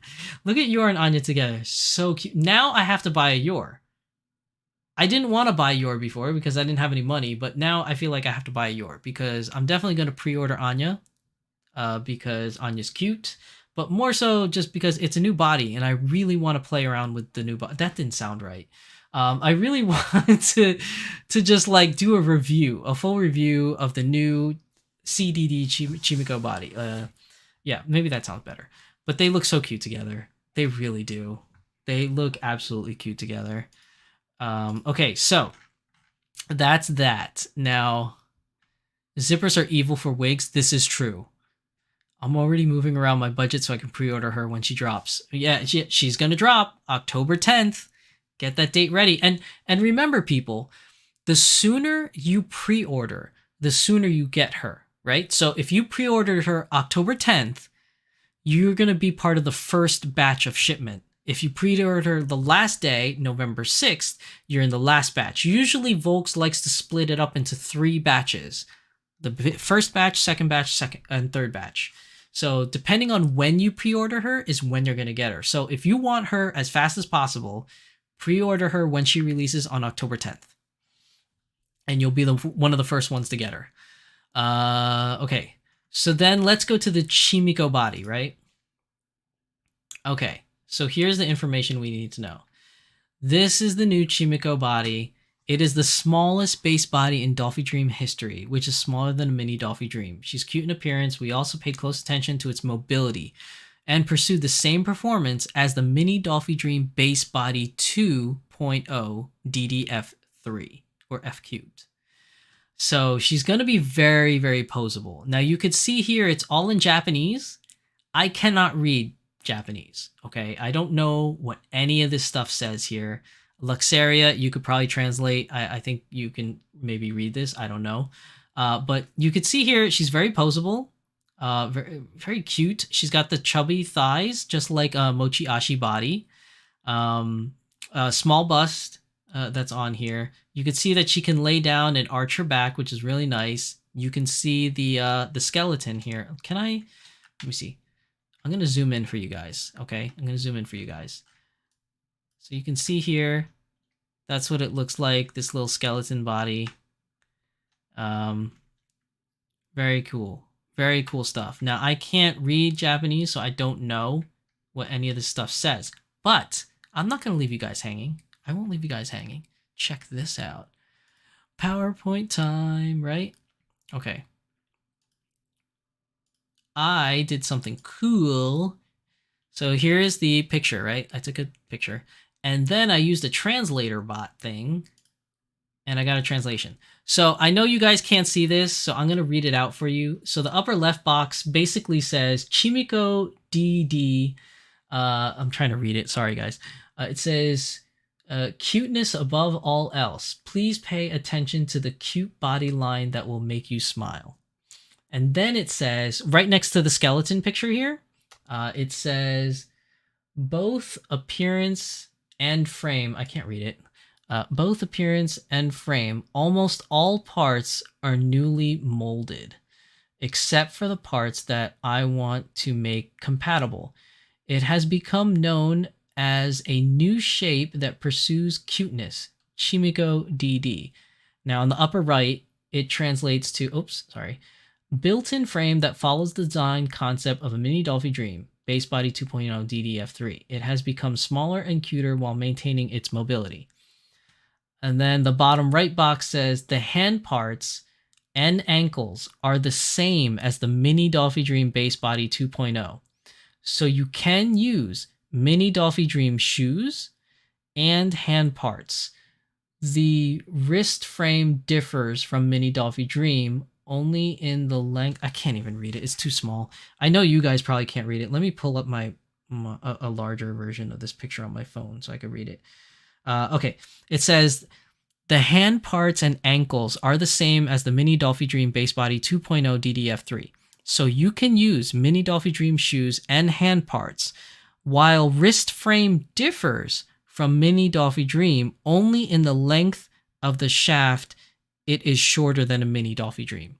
So to put this into perspective, for Volk's dolls, the wrist part is interchangeable. You can take the wrist off. So like unlike Smart Doll, Volk sells wrists separately. So if you have a Dollfie Dream, there's a specific wrist that can be used for Dollfie Dream Sister, and Dollfie Dream Dynamite. Now, if you have a Dollfie Dream Pretty, it has a very specific wrist for the Pretty. And I think on the mini Dollfie Dream and the Mochiashi Dollfie Dream, it has a specific wrist for that as well. So what it's saying basically is that same wrist joint for mini Dollfie Dream does not work on the Chimikko. The Chimikko's wrist, like the little stick part that comes out of the ball joint, is shorter than a mini Dollfie Dream. So what that means is if you want extra wrists, so this is what I do personally. This is what I do with my Dollfie Dreams. When I went to Japan, I bought a bunch of wrist joints for flesh, skin tone color, and tan. I bought a bunch of them, and I put all the hand parts on them. So when I change my hand parts, I just change the whole wrist because they're all attached. So in theory, you could do the same. You would have to buy a bunch of CDD or Chimikko wrists, put all the hand parts on it. So this way, when you switch them out, it's not so hard to remove the hand part from the wrist. You literally just change the whole thing. It's more expensive that way, but it is easier and cheaper than cheaper. It is easier than like pulling the wrist off the hand off the wrist joint. So it's saying you need specific wrist joints for the CDD. It also says in this picture here that on the very bottom left, it also says it is highly compatible with mini Dollfie Dream. So common heads, wigs, and dresses can be used for the Chimikko. Now, obviously, the length is going to be different because the Chimikko is a little bit smaller than the mini Dollfie Dream, so length will be different, but ultimately, it still fits the Chimikko. And the next picture that I have is going to show you the height difference. Let me see. There's a bunch of people like talking in chat. Okay, so catching up with chat. So Tempest says, I hope they add it to the Dream Choice. They probably will at some point, but just probably not for a while. Luxaria says they're using the new Mini Dollfie Dream version 2 skeleton. Mechanics of posing should be good. Luxaria also says, I'm waiting for the Mini Dollfie Dream version 2 or this new cutie body to get added to Dream Choice so I can get a tan one for a character I have in mind. Yes. It's probably going to be on Dream Choice at some point, but not right now. Maybe in a year or two. Maybe. I'm just guessing. Now, the next picture I want to show you, which is also... You can I can read a bit of Japanese, but yeah, Google Translate is good. Yeah, sometimes Google Translate misses though, but it's the best thing that you'll have if you can't read Japanese. So then the next picture here shows you the height difference. So you can see Mini Dollfie Dream is 46.5 centimeters tall, and the Chimikko, the CDD, is 36.5, so it's 10 centimeters shorter. Now I didn't do a thing for this. Hold on. Let me see. What is the conversion rate? So I'm going to centimeters to inches, right? Because I'm an American, so I have to use inches. So we have here, if I put in 35.6 centimeters. So a CDD or Chimikko is 14 inches tall. That's pretty short. That's only 4 inches taller than an A-Zone Pure Nemo doll. That's really short. That's really short because the Mini Dollfie Dream is 45.6, right? Which is 18 inches tall. So you're looking at 35.6. It's only 14 inches tall in height. This is only 14. It's only 2 inches taller than a ruler. An American ruler, let's put it that way, a regular American 12-inch ruler. It's only 2 inches taller. So if you have a ruler at home, you could see how tall this doll is. It's only 2 inches taller than a ruler. Do you think they will release a bodysuit for this doll right after the doll starts shipping? That's a good question. So far, there is no bodysuit on the website, and we haven't heard of anything. But my assumption is fall of 2024, we're probably going to see a bodysuit. I find it highly unlikely that they would release this without a new bodysuit to be released with it, because people are very wary about having their dolls stained. So I think they'll be mindful about doing that. Now, obviously, all of this is in Japanese, right? So again, I did something for you guys and I translated it. So let's go back to the PowerPoint and translate it. So here's the picture, right? You can see the height difference and everything. And then I translated it. Now, it's because it's too small, I'm just going to pull it up on my phone. All right, so on this box here, this little box here on the left, okay, basically what it says is exchanging parts. So you can exchange the head for Dollfie Dream fits on this body. Fine. The hands for Mini Dollfie Dream also works on the Chimikko body. The chest does not. So this is very specific for the CDD, for the Chimikko Dollfie Dream. The chest or the bust size is very specific to CDD. It won't be interchangeable with any other doll. Obviously, regular Dollfie Dream Dynamite, obviously those won't fit on the CDD. But the Mini Dollfie Dream bust also will not fit on the CDD. So if you want different bust sizes, which apparently they have different options between small, medium, and large, I don't know if that's going to be available on release, but it did say it's somewhere on the website. I forgot where it was. But those you will have to buy specifically for Chimikko, okay? And then the last one, it says dresses. So Mini Dollfie Dream dresses do fit. Again, you can see in this picture, this is the same dress on both of these dolls. And you could see that, you know, it's a lot bigger looking on the Chimikko, but it does look really cute being big on the Chimikko. And it covers way past her knees. So definitely you can see that.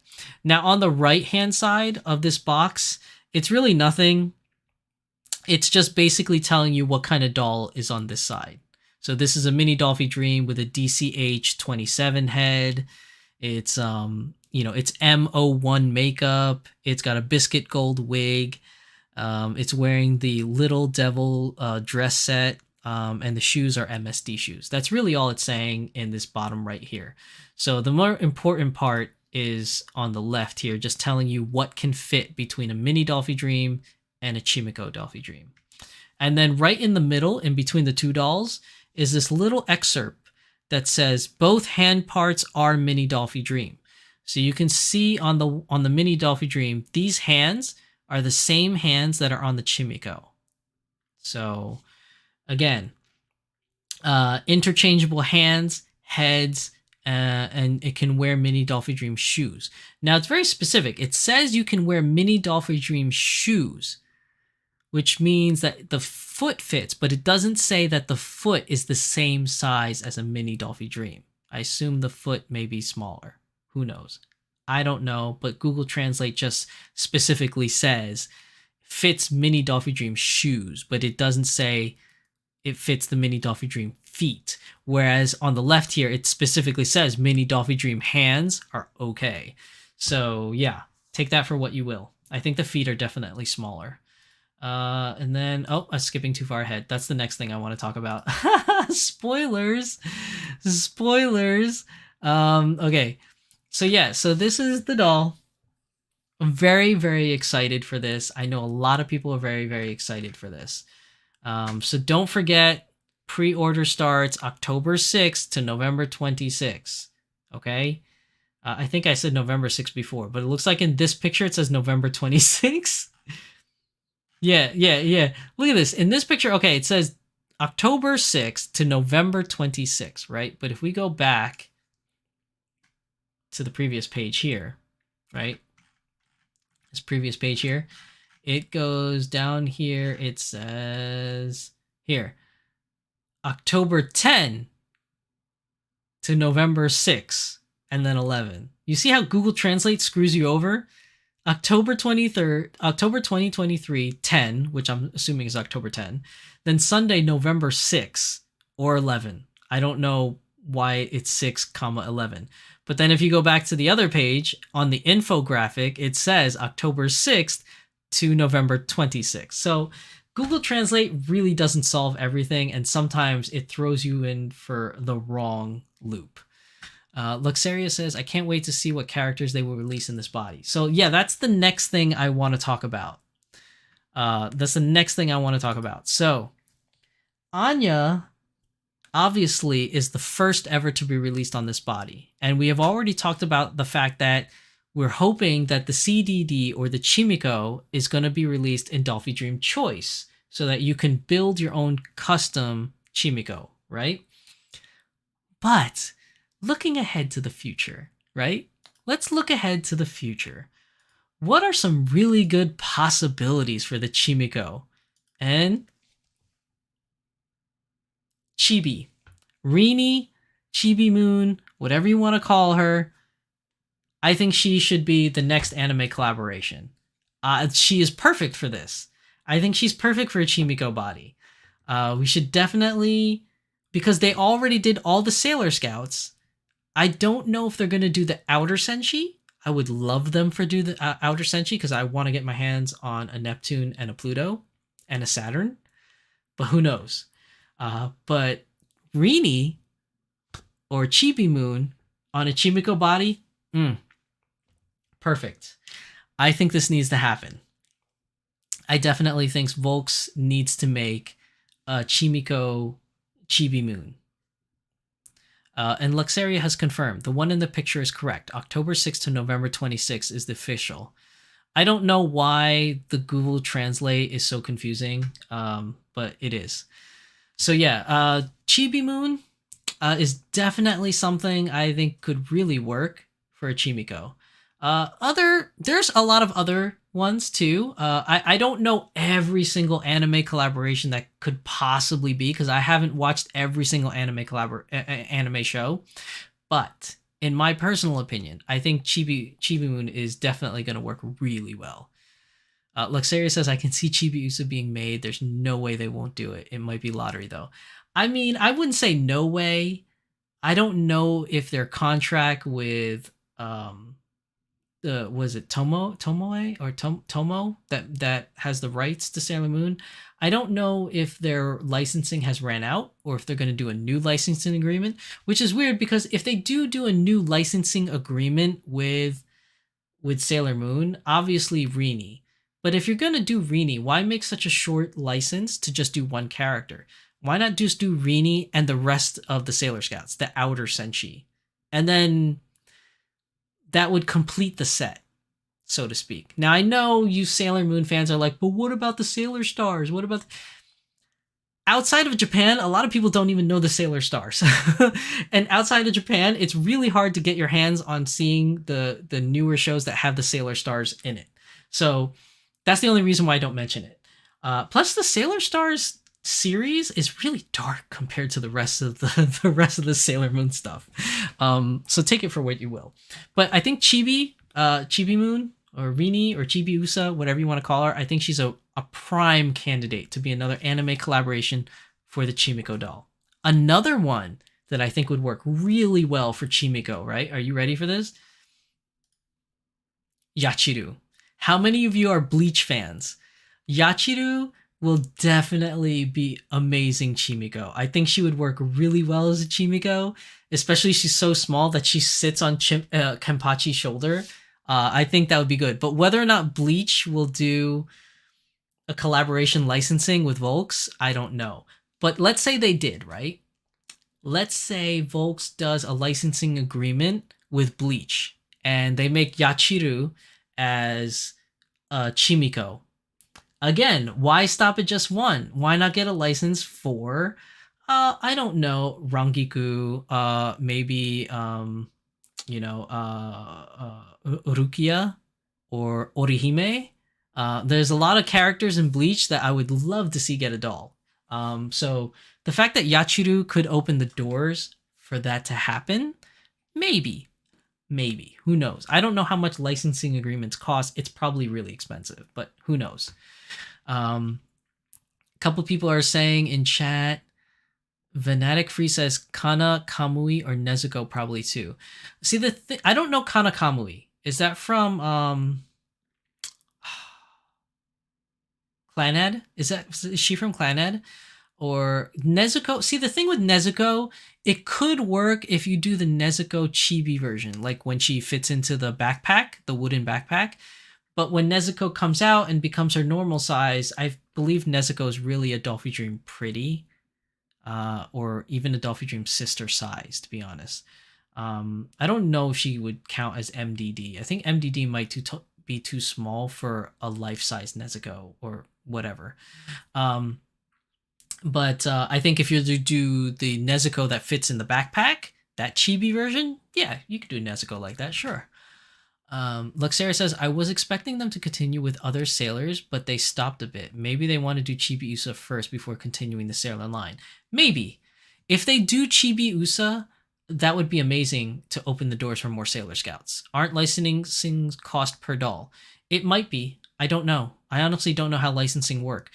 It could be for a series of dolls, or it could be for individual dolls. Like some shows, like for instance, what's a good example? Final Fantasy XIV. Yustola. She's the only doll from Final Fantasy XIV. Maybe there's going to be more. Maybe they got more licensing from Squaresoft. I don't know. But so far, we only know of her. Other ones like Mai from King of Fighters, one-off. What else is like a one-off? Like Lena Inverse from Slayers, one-off. They could do the other girl, but they haven't released her yet. So I don't know. It could be a one-off. It could not. Who knows? But if they do Chibi Usa, the doors to open for the outer Senshi is there. And I think it's a possibility. And I would love it because I want a Saturn, I want a Neptune, and I want a Pluto. The only one I don't want is Uranus, or Uranus, as some people call her, is because I'm not really a fan of Uranus. She's definitely Neptune's boo, but Neptune is the GOAT. Saturn is cool. She's also my wife's favorite, so I would have to get a Saturn. And then Pluto is just godlike. Like, Pluto is just so strong.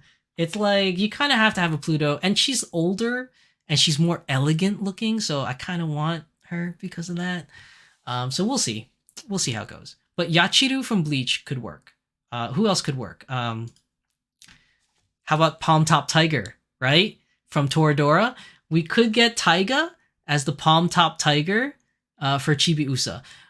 Now you can make the argument that that's too small for the palm top tiger, but you could also make the argument that because she's the palm top tiger, try saying that fast. Palm top tiger, palm top tiger.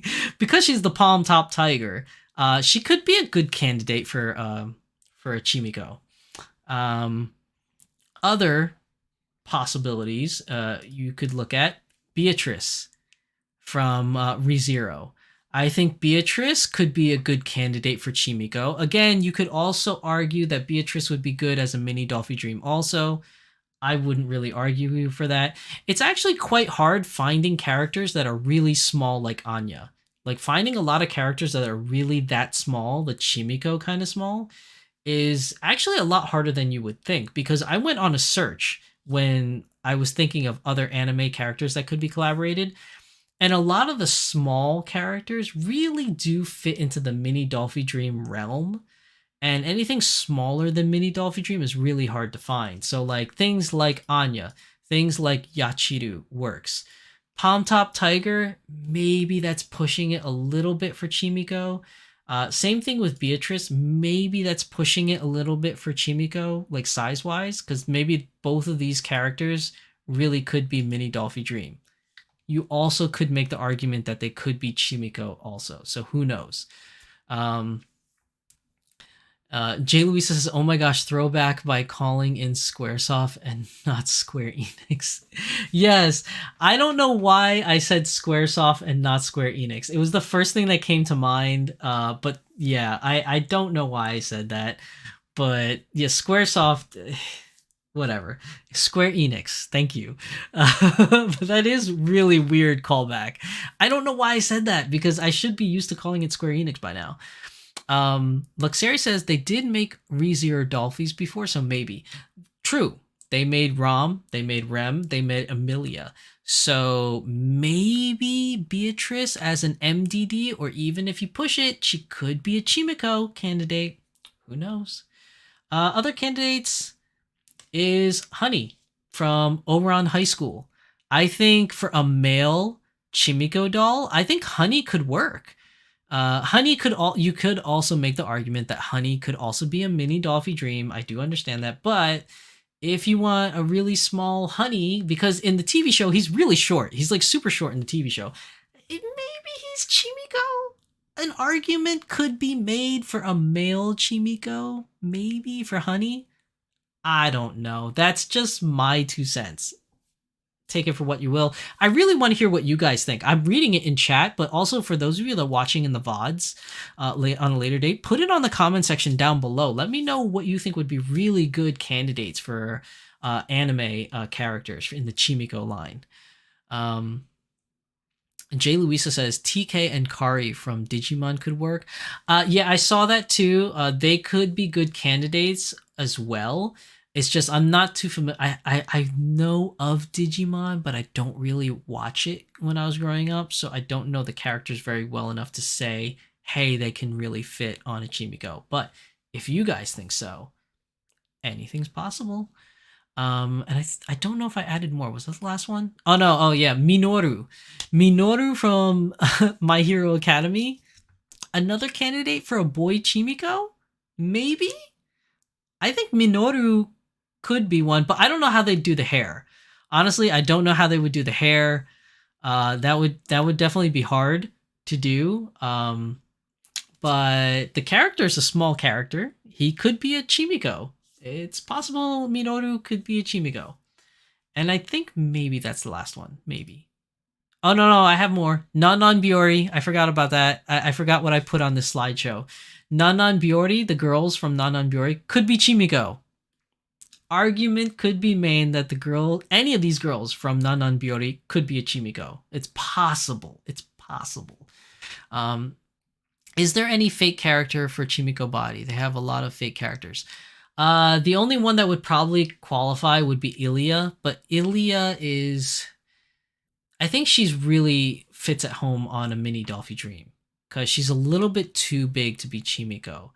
Now, there's another character. I forgot. She was like a Fate Grand Order, not a regular Fate Universe. She was the mobile game character.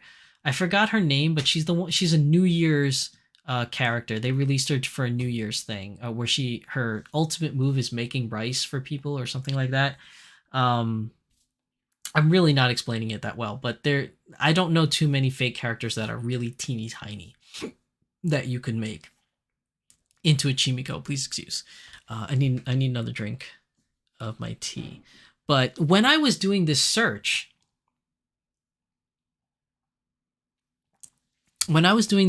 for possible candidates for a Chimikko collaboration, I was stunned that I couldn't find as many good examples as I thought I would. You would think that in anime there's a lot of like chibi characters, and there are, but I also haven't watched every single anime in existence, so I don't really know. But it was actually quite hard for me to find characters that I personally think would fit the Chimikko body. I think the best examples was Chibiusa and Yachiru. I think those are the best ones that I could find. But Nanan Byori is also another one that you could do. I think. This new TV show, My Tiny Senpai, that might be stretching it a bit because she's supposed to be a full adult, like a full-grown adult. She's just miniature. So an argument could be made that My Tiny Senpai is a mini Dollfie Dream and not a Chimikko. She's probably too big for a Chimikko, but it would be quite funny in the lore of the anime My Tiny Senpai. If you haven't seen My Tiny Senpai, it's pretty funny. But in the lore of My Tiny Senpai, if you were to make a Chimikko version of her, that would be quite hilarious because they always do make fun of how short she is. I mean, likewise, if you do Bleach and you make Rukia into a Chimikko, that would be more like making fun of Rukia, more so than giving an accurate representation of Rukia being short. But yeah, My Tiny Senpai, I think, is too big for a Chimikko. But if you wanted to do like a funny thing and make a My Tiny Senpai Chimikko, I guess you could. Luxeria's like, no, not My Tiny Senpai. Look, I know. It really doesn't fit. I just thought it's funny. I just thought it would be funny if I throw out this anime as a candidate for Chimikko.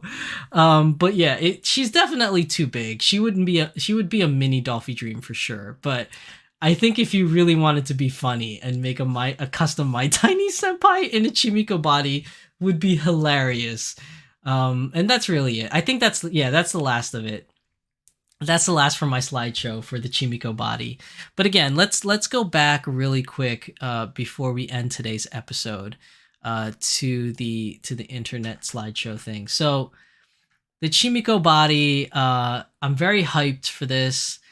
The fact that you can use a regular head, a mini Dollfie Dream head, to work on this and not have to get, so far as we know, not have to get a custom Chimikko head or a separate size Chimikko head is definitely great for interchangeability. I think that is a huge plus. And again, I think it's a huge plus that Volks is making this a pre-order project. It's just smart. It's just very smart on their end, because that means that if it's a pre-order project, they can get as many of these Chimikko bodies out there in the wild for people to experience and love and get on board with this new body size. Because if they made it super limited by a lottery or by a click war, so many people wouldn't be able to get their hands on it, and so many people wouldn't be as hyped about it. For it to really take off. And to be honest, I think that's one of the downsides to Dollfie Dream Pretty. Because if you remember, for Dollfie Dream Pretty, even till this day, it is not a popular body size. Because one, they didn't advertise it very well. Two, nothing was really interchangeable parts-wise for the Dollfie Dream Pretty. You could use mini Dollfie Dream hands, but it had its own problems with clothes fitting. There wasn't many like sizes of doll clothing that fit it well. Mini Dollfie Dream Sister was too big. Mini Dollfie Dream was a little too small. You could still make them fit, but like it just something about it wasn't really right. And then there wasn't a lot of characters that were released in Dollfie Dream Pretty.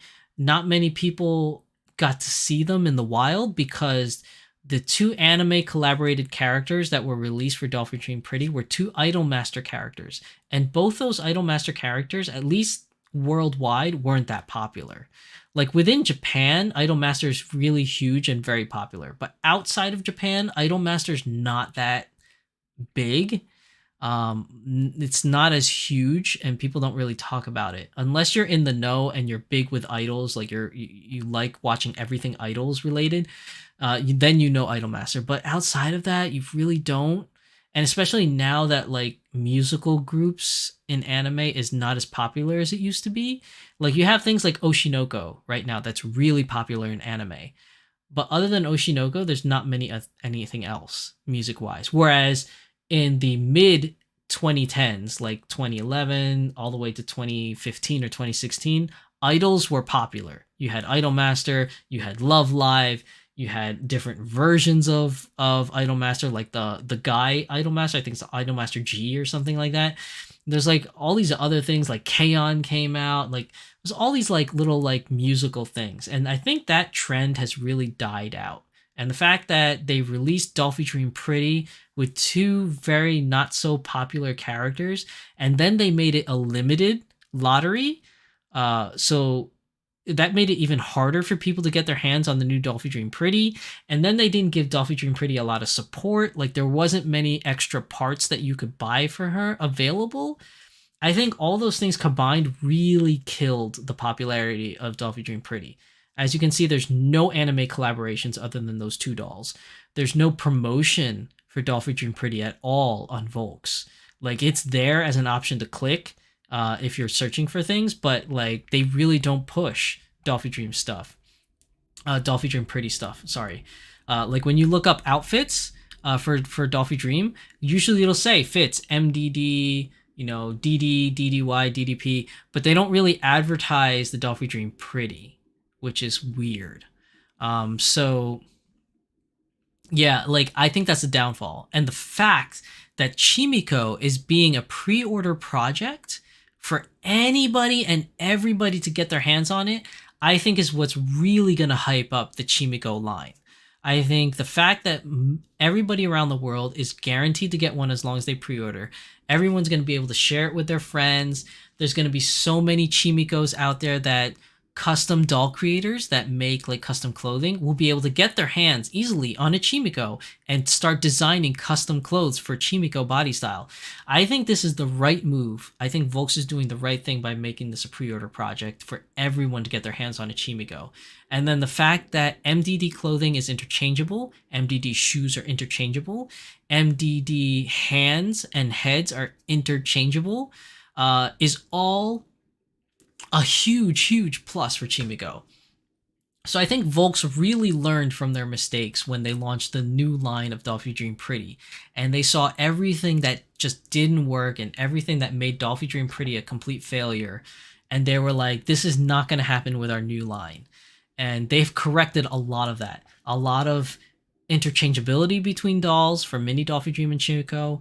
The fact that it's being released with a very popular character right now, which is Anya, which is Spy Family is still very hot in the community right now. So you're releasing a new doll on a very hot popular character right now, and you're making a pre-order project so that everybody can get one. This is a win-win situation for the doll community. I think this is definitely what Volks should have done with Dollfie Dream Pretty. And when this finally gets released and I get my hands on it, and many other YouTubers and all you collectors that are watching, you get your hands on an Anya and you start playing with the new body and like designing clothes and taking it out for pictures. I think the fact that there's more of these that's going to go out, everyone that can get their hands on it, everyone's going to start posting pictures, is really going to hype up the popularity of Chimikko. And the only thing that can destroy Chimikko is if there's something seriously wrong with the body, like parts falling off, like vinyl not setting right and having blemishes or weird cuts or anything like that. I think that's really what's going to destroy it. I think everybody's going to get their hands on it. Everybody's going to be able to try out this new doll. And even if people can't buy the doll, their friends are probably going to get it and they're going to be able to play with their friends' doll. So this is a win-win situation. I think Volks really, really learned from their mistakes with Dollfie Dream Pretty. This is a game changer, I think. Now, I'm not saying that Chimikko is going to be so popular that it's going to outsell Dollfie Dream and Dollfie Dream's sister. I really don't think so. Mini Dollfie Dream in Japan is pretty much the most popular body style in Japan. For whatever reason, and y'all can make your assumptions, whatever you want, but for whatever reason, Mini Dollfie Dream is super huge in Japan. Worldwide, it's popular, but not as popular. Worldwide, I would say Dollfie Dream's sister and Dollfie Dream is the most popular body style for Volks. In Japan, Mini Dollfie Dream is king. With Chimikko, I think Mini Dollfie Dream is going to be Chimikko is going to be king. Worldwide, I don't know. Honestly, I don't know. But I've talked to a lot of people in the doll community that has always said that they want a smaller doll in the same size of like a Pure Nemo. And this is only 4 inches taller than a Pure Nemo.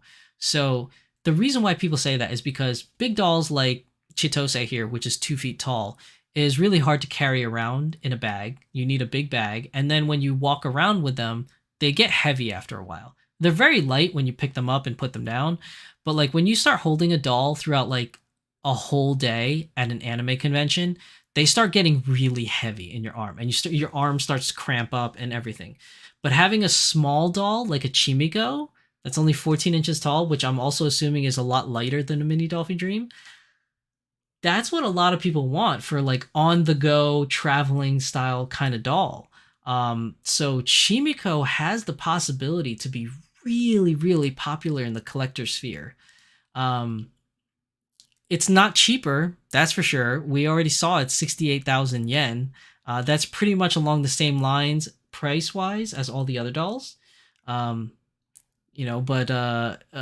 maybe when you get a dream choice, maybe it's somewhat cheaper, because when you do a custom dream choice in Japan, the mini Dollfie Dreams are definitely slightly cheaper than a Dollfie Dream Dynamite, let's say.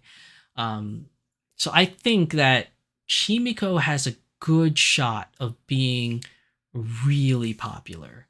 And I can't wait to see what Volks does and what the community in particular does with Chimikko. And remember, this, because it's on a small bust, you don't necessarily have to make your custom Chimikko a girl. You can make a small guy, like a Chimikko guy. Like you can buy 2 Chimikkos, you can pre-order 2 Anyas, and custom make 1 girl and 1 boy. The possibility is there, people. So I think Chimikko has a lot going for it. I'm super excited to see what the community does with Chimikko. I think there's a lot of good that's going to come out of this. I believe, and I know I'm very optimistic about a lot of things, but I think this will be good. Luxaria says they'd make more money from an Anya being a pre-order. That's true too. They will also make more money because it's such a popular character and such a new body. Everyone's going to want to get their hands on it to try it out. Luxaria also says, surprise, here in Japan, the idol stuff is still super popular. Maybe just not as dolls. Yes, idols are very popular in Japan. My small time being in Japan on vacation, there was idol stuff pretty much everywhere. Like they like turning everything into idols. Like even if it's not an idol, they'll make like an alternate version of the character as an idol, like kind of thing. So like idols is just big there. It's a cultural thing, I think. They really like their idols in Japan. No new Miko Dolphin announcement. Not that I know of as of yet. I haven't seen any news on a new Miku. But that doesn't mean that it won't happen. There is a possibility with the new Miku, the new, what do they call that again? The Miku Expo thingy that's coming up. supposedly there's going to be announcements that's going to be made, but I honestly don't know what that would be. I don't know if it's a new doll. I don't know if it's a new version of Miku or not. We'll just have to wait and see. If you guys have heard anything, definitely let me know so I can look it up, and share it in the doll symposium for next week. But I haven't heard anything about a new Miku as of yet. Luxera says there's a new Miku NT version Dollfie. Yeah, they say NT, but I didn't know exactly what that meant, to be honest.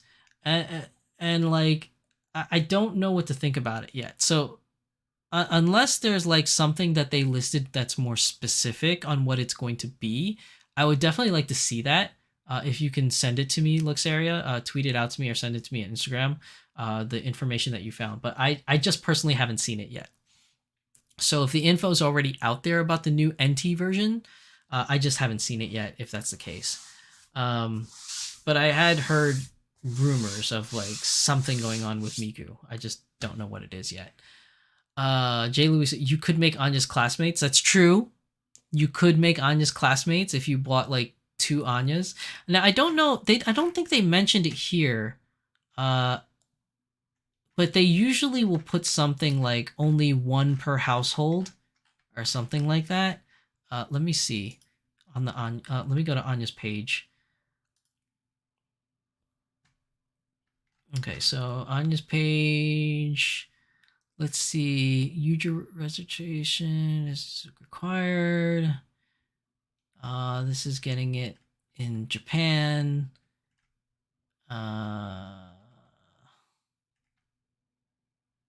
This is a made-to-order product that will only be produced in quantity reserved. So if you cancel, regardless of the reason, deposit will be treated cancellation. No, that's not it.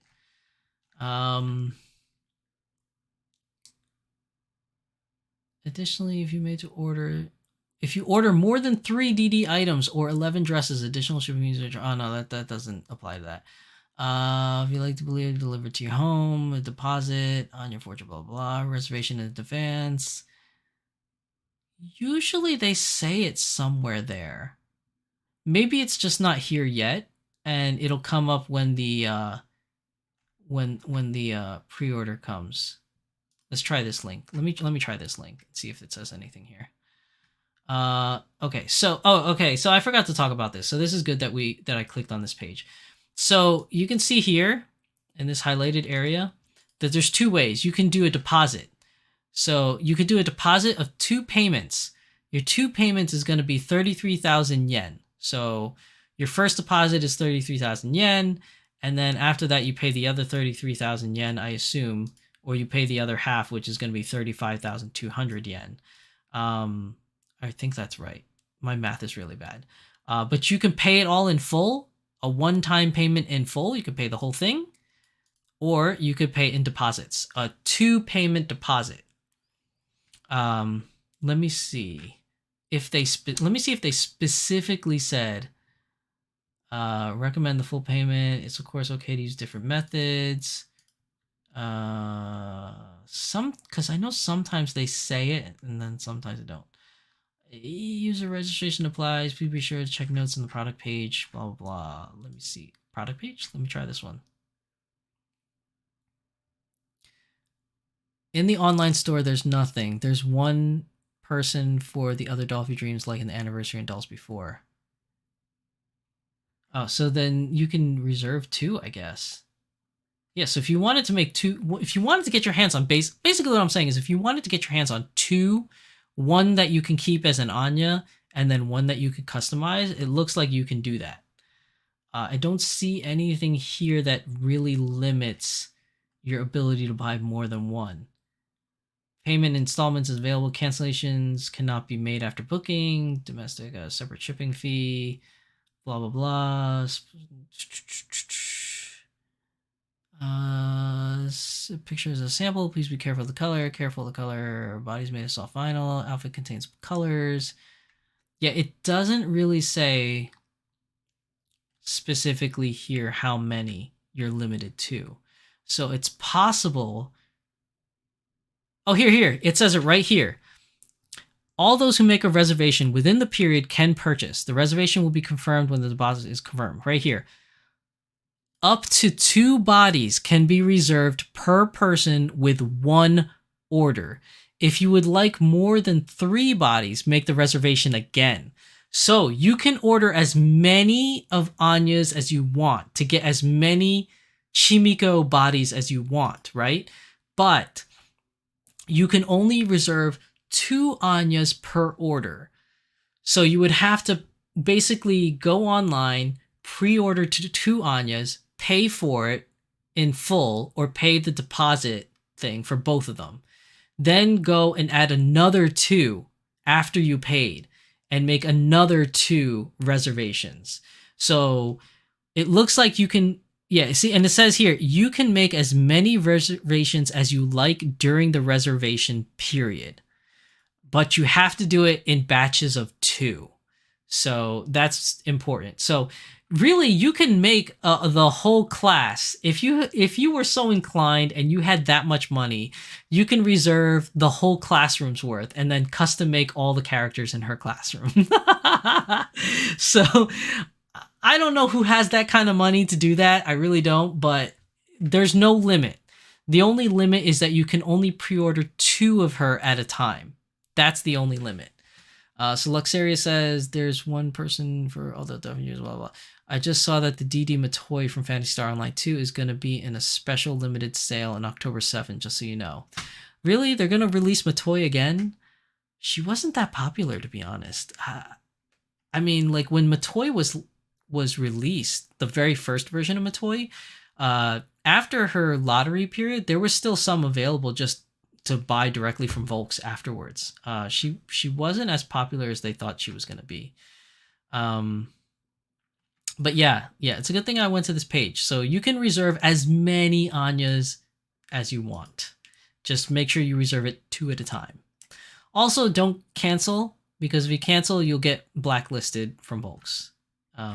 We found it one day. Somebody pointed it out to me. I found it on the website. It's there somewhere.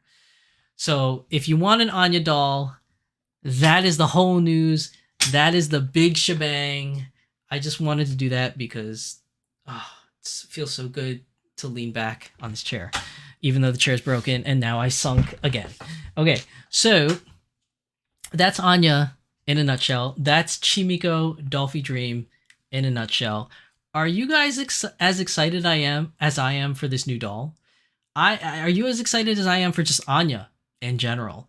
And then the possibilities of Chimikko. I'm super excited for this. I think this is going to be great.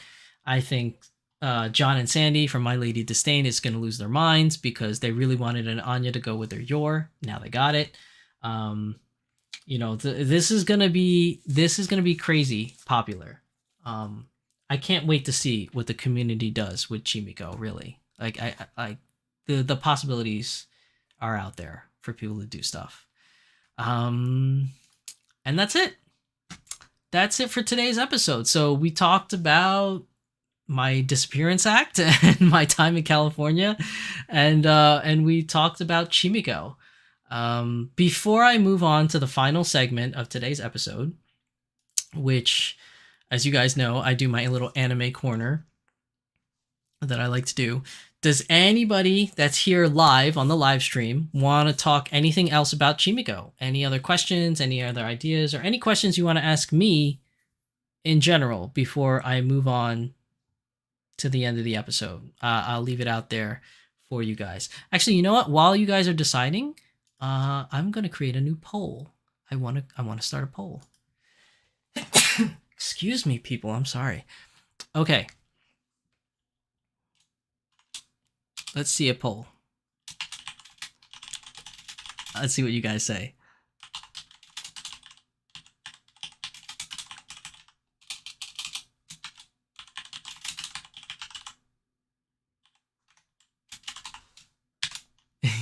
You guys are gonna... Let's see.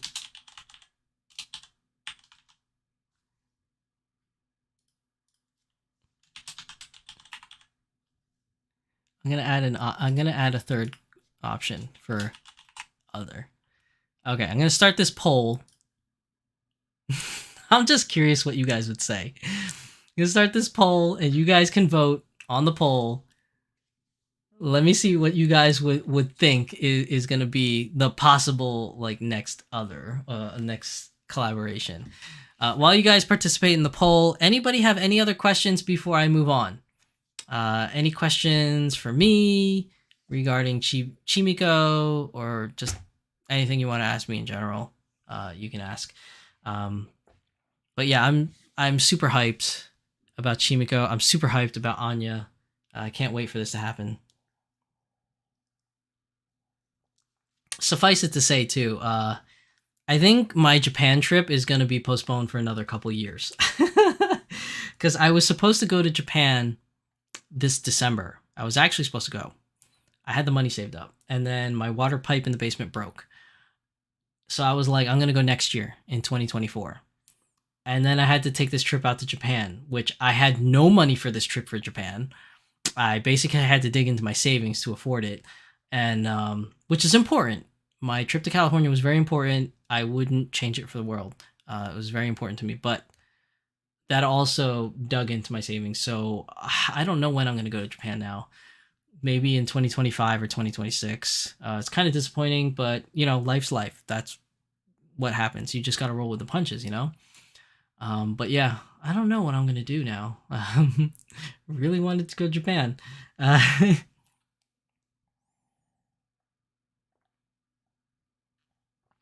Okay, I don't see anybody posting anything in chat. So if you guys have questions for me, put it down in the comment section of this video, and I'll respond as always. But let's move on to the last part of today's episode, which is Shizu-san's Anime Corner. And I got a humdinger for you guys this week. So the one I want to recommend is a brand new show that just came out. It's not finished airing yet. I think there's only 6 episodes out right now. And I think it's going to be a 12-episode show, maybe. But we'll see. But it's going to be Zom 100, The Bucket List of the Dead. This show is way better than I expected it to be. Like, I saw the commercials for this before it released. And, some people were talking about, like, being excited for this show coming out. I thought it was going to be super cheesy. I didn't think it was going to be that good, but this show is goated. This is so good. The animation alone in this show, the way they animate the characters, the movements, the scene transitions and stuff is so crisp and it's so good. It's just, as an art piece, for animation wise, it is really, really good. It's really exciting to watch. Also, the use of colors in this show. So they go from like different things, from black and white to full color to monochrome color. And the use of colors in this show is so awesome. And it is a zombie show, so it's a little violent. It may not be for kids. But they kind of mix it up. So it's not like it's all blood and gore. So the reason why I say the use of colors is because instead of having like red blood everywhere and like zombies like stuff, they interchange it with like blue, neon green, orange. They change the color of the blood to make it more colorful and not so gory looking and like disgusting, I guess you could say. But it's definitely like teenagers and up. I think teenagers is okay to watch it. It really depends on your parenting style and what you want your kids to watch. But I think if your kid is in high school, I think this is fine. But any children younger than high school age, it might give them nightmares. I don't think they should be watching it for sure. But the show's really good. So just to give you a premise, I don't want to spoil anything, but basically the show is about this individual that basically is sick of his job. He's just going through the daily grind of working in Japan, and he just hates it. And then the zombie apocalypse breaks out. And the first thing he thinks about is not, oh, what am I going to do for food? Or, how am I going to get, how am I going to see my friends or anything like that or whatever, right? Like the normal things a person would think about. The first thing he thinks about is, wow, I don't have to go to work anymore, because he hates his job that much. So then he's like stuck with this conundrum. Is like, what am I going to do now? Like, I don't have to go to work. I can't party all day long or whatever. So he creates a bucket list, basically, of 100 things he wants to do before he dies or becomes a zombie himself. And it's all about this main character's adventures trying to complete this bucket list of his, while everyone else, almost everyone else in the world, is a zombie. So he has to navigate through the world, and it's a really really good show. And I think there's only 6 or 7 episodes out right now, I believe.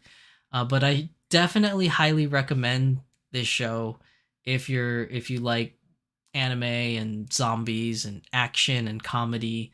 It's really funny, and some parts of it can be sweet. Really, there's some parts that makes you go, "Aw." Some of it's sad, obviously, because it is a zombie apocalypse, so there are people that are gonna die. Um, but it's really quite. How can I even say the word wholesome when it's a zombie apocalypse? It's just good. I would recommend that you guys watch this. It's a great show. Hopefully you guys will like it. But yeah, Zom 100 Bucket List of the Dead, and it's on Crunchyroll. But if you don't have a Crunchyroll account, it's also on Netflix. You can watch it on Netflix, but be careful watching it on Netflix, because they also made a live action Zombie 100 TV show. And the TV show, all the episodes are already out, which is weird. So if you watch the TV show first, it'll go past where the anime's at right now. So spoiler alert. So if you want to watch Zombie 100, don't watch the live action one until after you have seen the full first season of the anime, because you will spoil yourself by watching the live action one first. And plus, I don't even know if the live action one is good or not. I really don't know. I will watch it though, but I want to finish the anime first. But yeah, that's my pick for this week. Zom 100 Bucket List of the Dead. Hopefully you guys will like that. And that's it. That wraps up everything for this week. So let me end this poll and see what you guys choose. So who should the next Chimikko be? So 60% of you chose Chibiusa, 40% said other, out of 5 votes. And nobody said Yachiru. Aw, poor Yachiru, no love. I guess either people just really don't like Yachiru, or not many people have watched Bleach and know Yachiru. So yeah, that might be the reason why. But Chibiusa won by 60%. I'm curious, for those of you that put other, who voted 40% for other, what is the other that you chose to be as a Chimikko body? Anybody else? Anyone that's still on live stream that put in their vote for other? I'm curious what the other is for your choice for Chimikko body. If you guys want to put that on there. Also, for those of you watching this on the VODs and you're watching at a later date, put it down in the comment section down below. Let me know how excited you are for Chimikko, and what possible anime collaborations could you be looking forward to in the Chimikko body style. I'm very curious to know what other characters are really, really tiny and cute that could fit the Chimikko body. Venatic says Miss Kobayashi Dragon Maid Kana Kamui. I saw that show, but only the first couple episodes, so I don't know who Kana Kamui is. But I'll take your word for it. But yeah, okay, I guess that's one. But there's 5 votes there, so I'm assuming 60-40, probably 3 for Chibiusa and 2 for other. It's getting kind of late. I'm already yawning. Oh my goodness. But yeah, I guess that could work too, Kana Kamui. Let me see. I'm going to do a quick Google search. Who is Kana Kamui?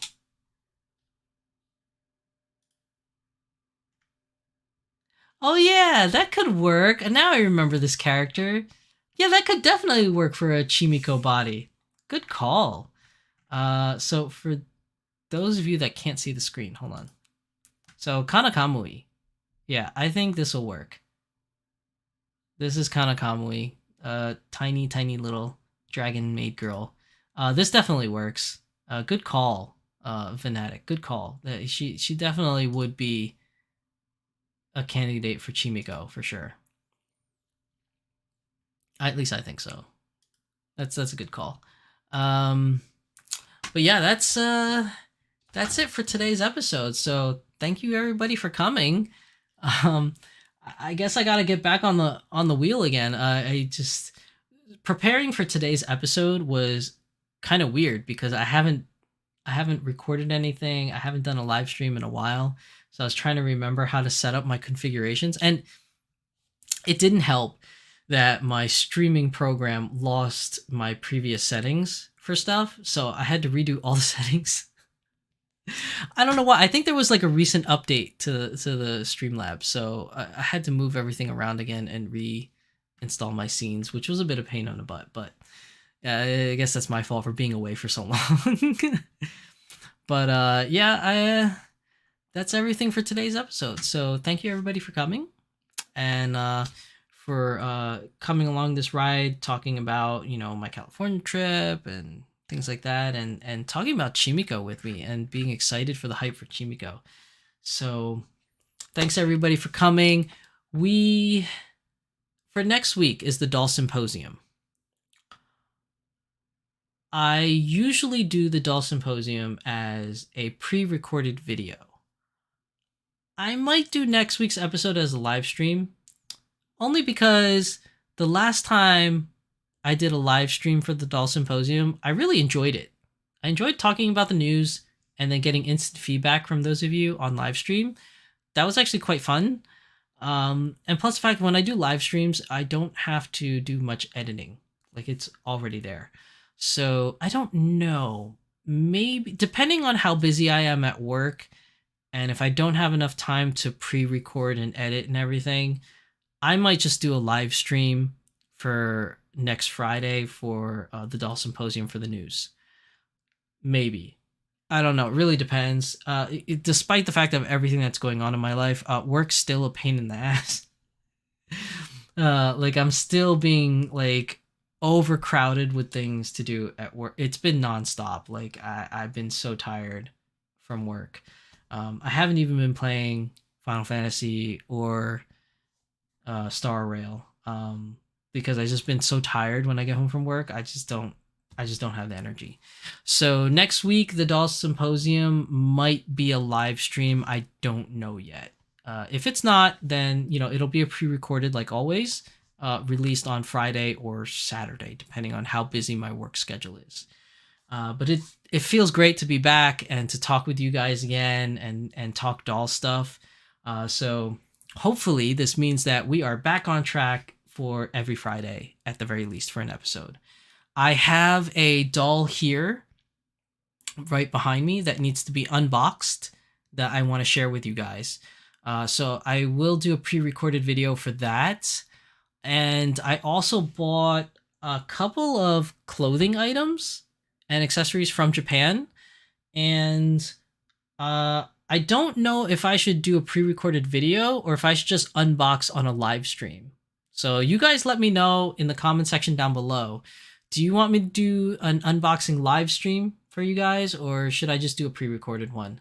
So yeah, let me know in the comment section down below if you want to see that happen or not, and then I'll see what I could do in getting that to work. So yeah, thanks for everybody for coming. Let me see. Christina Kowald, thank you for coming. Thank you for chatting with me today. Moguri, hey, Moguri, welcome to the stream. Glad to see you also. The break was interesting. If you didn't watch the beginning of the episode, definitely watch it on the VODs. But it was stressful but fun at the same time, and a lot of stuff happened. But thank you for coming, Moguri. It's good to see you again on the live stream. Vanatic, thank you for coming, Vanatic, and I'm glad that your question got answered by someone else on the live stream. Do a live, take it easy. I might, Vanatic. Luxaria says, welcome back and take a good long rest for all the hard work done. Thank you, Luxaria. Christina Kowald, unbox live stream. You guys want it live? Okay. Luxaria says live. All right. Maybe I'll do that maybe I'll do that for the next Beyond the Doll. I'll unbox all the stuff on the live stream so that you guys can ask specific questions while I'm doing it. Um, yeah, Moguri. Yeah, you can watch the rest of the stuff on your free time for the VODs. But thank you for coming, Moguri. Really appreciate it. It's good to see you again. It's good to see everybody again on the live stream tonight. So again, thank you everybody for coming. Hope you enjoyed today's episode. I had a lot of fun talking with y'all, and that's it for me and Chitose here for today's episode. So see you guys later. Bye.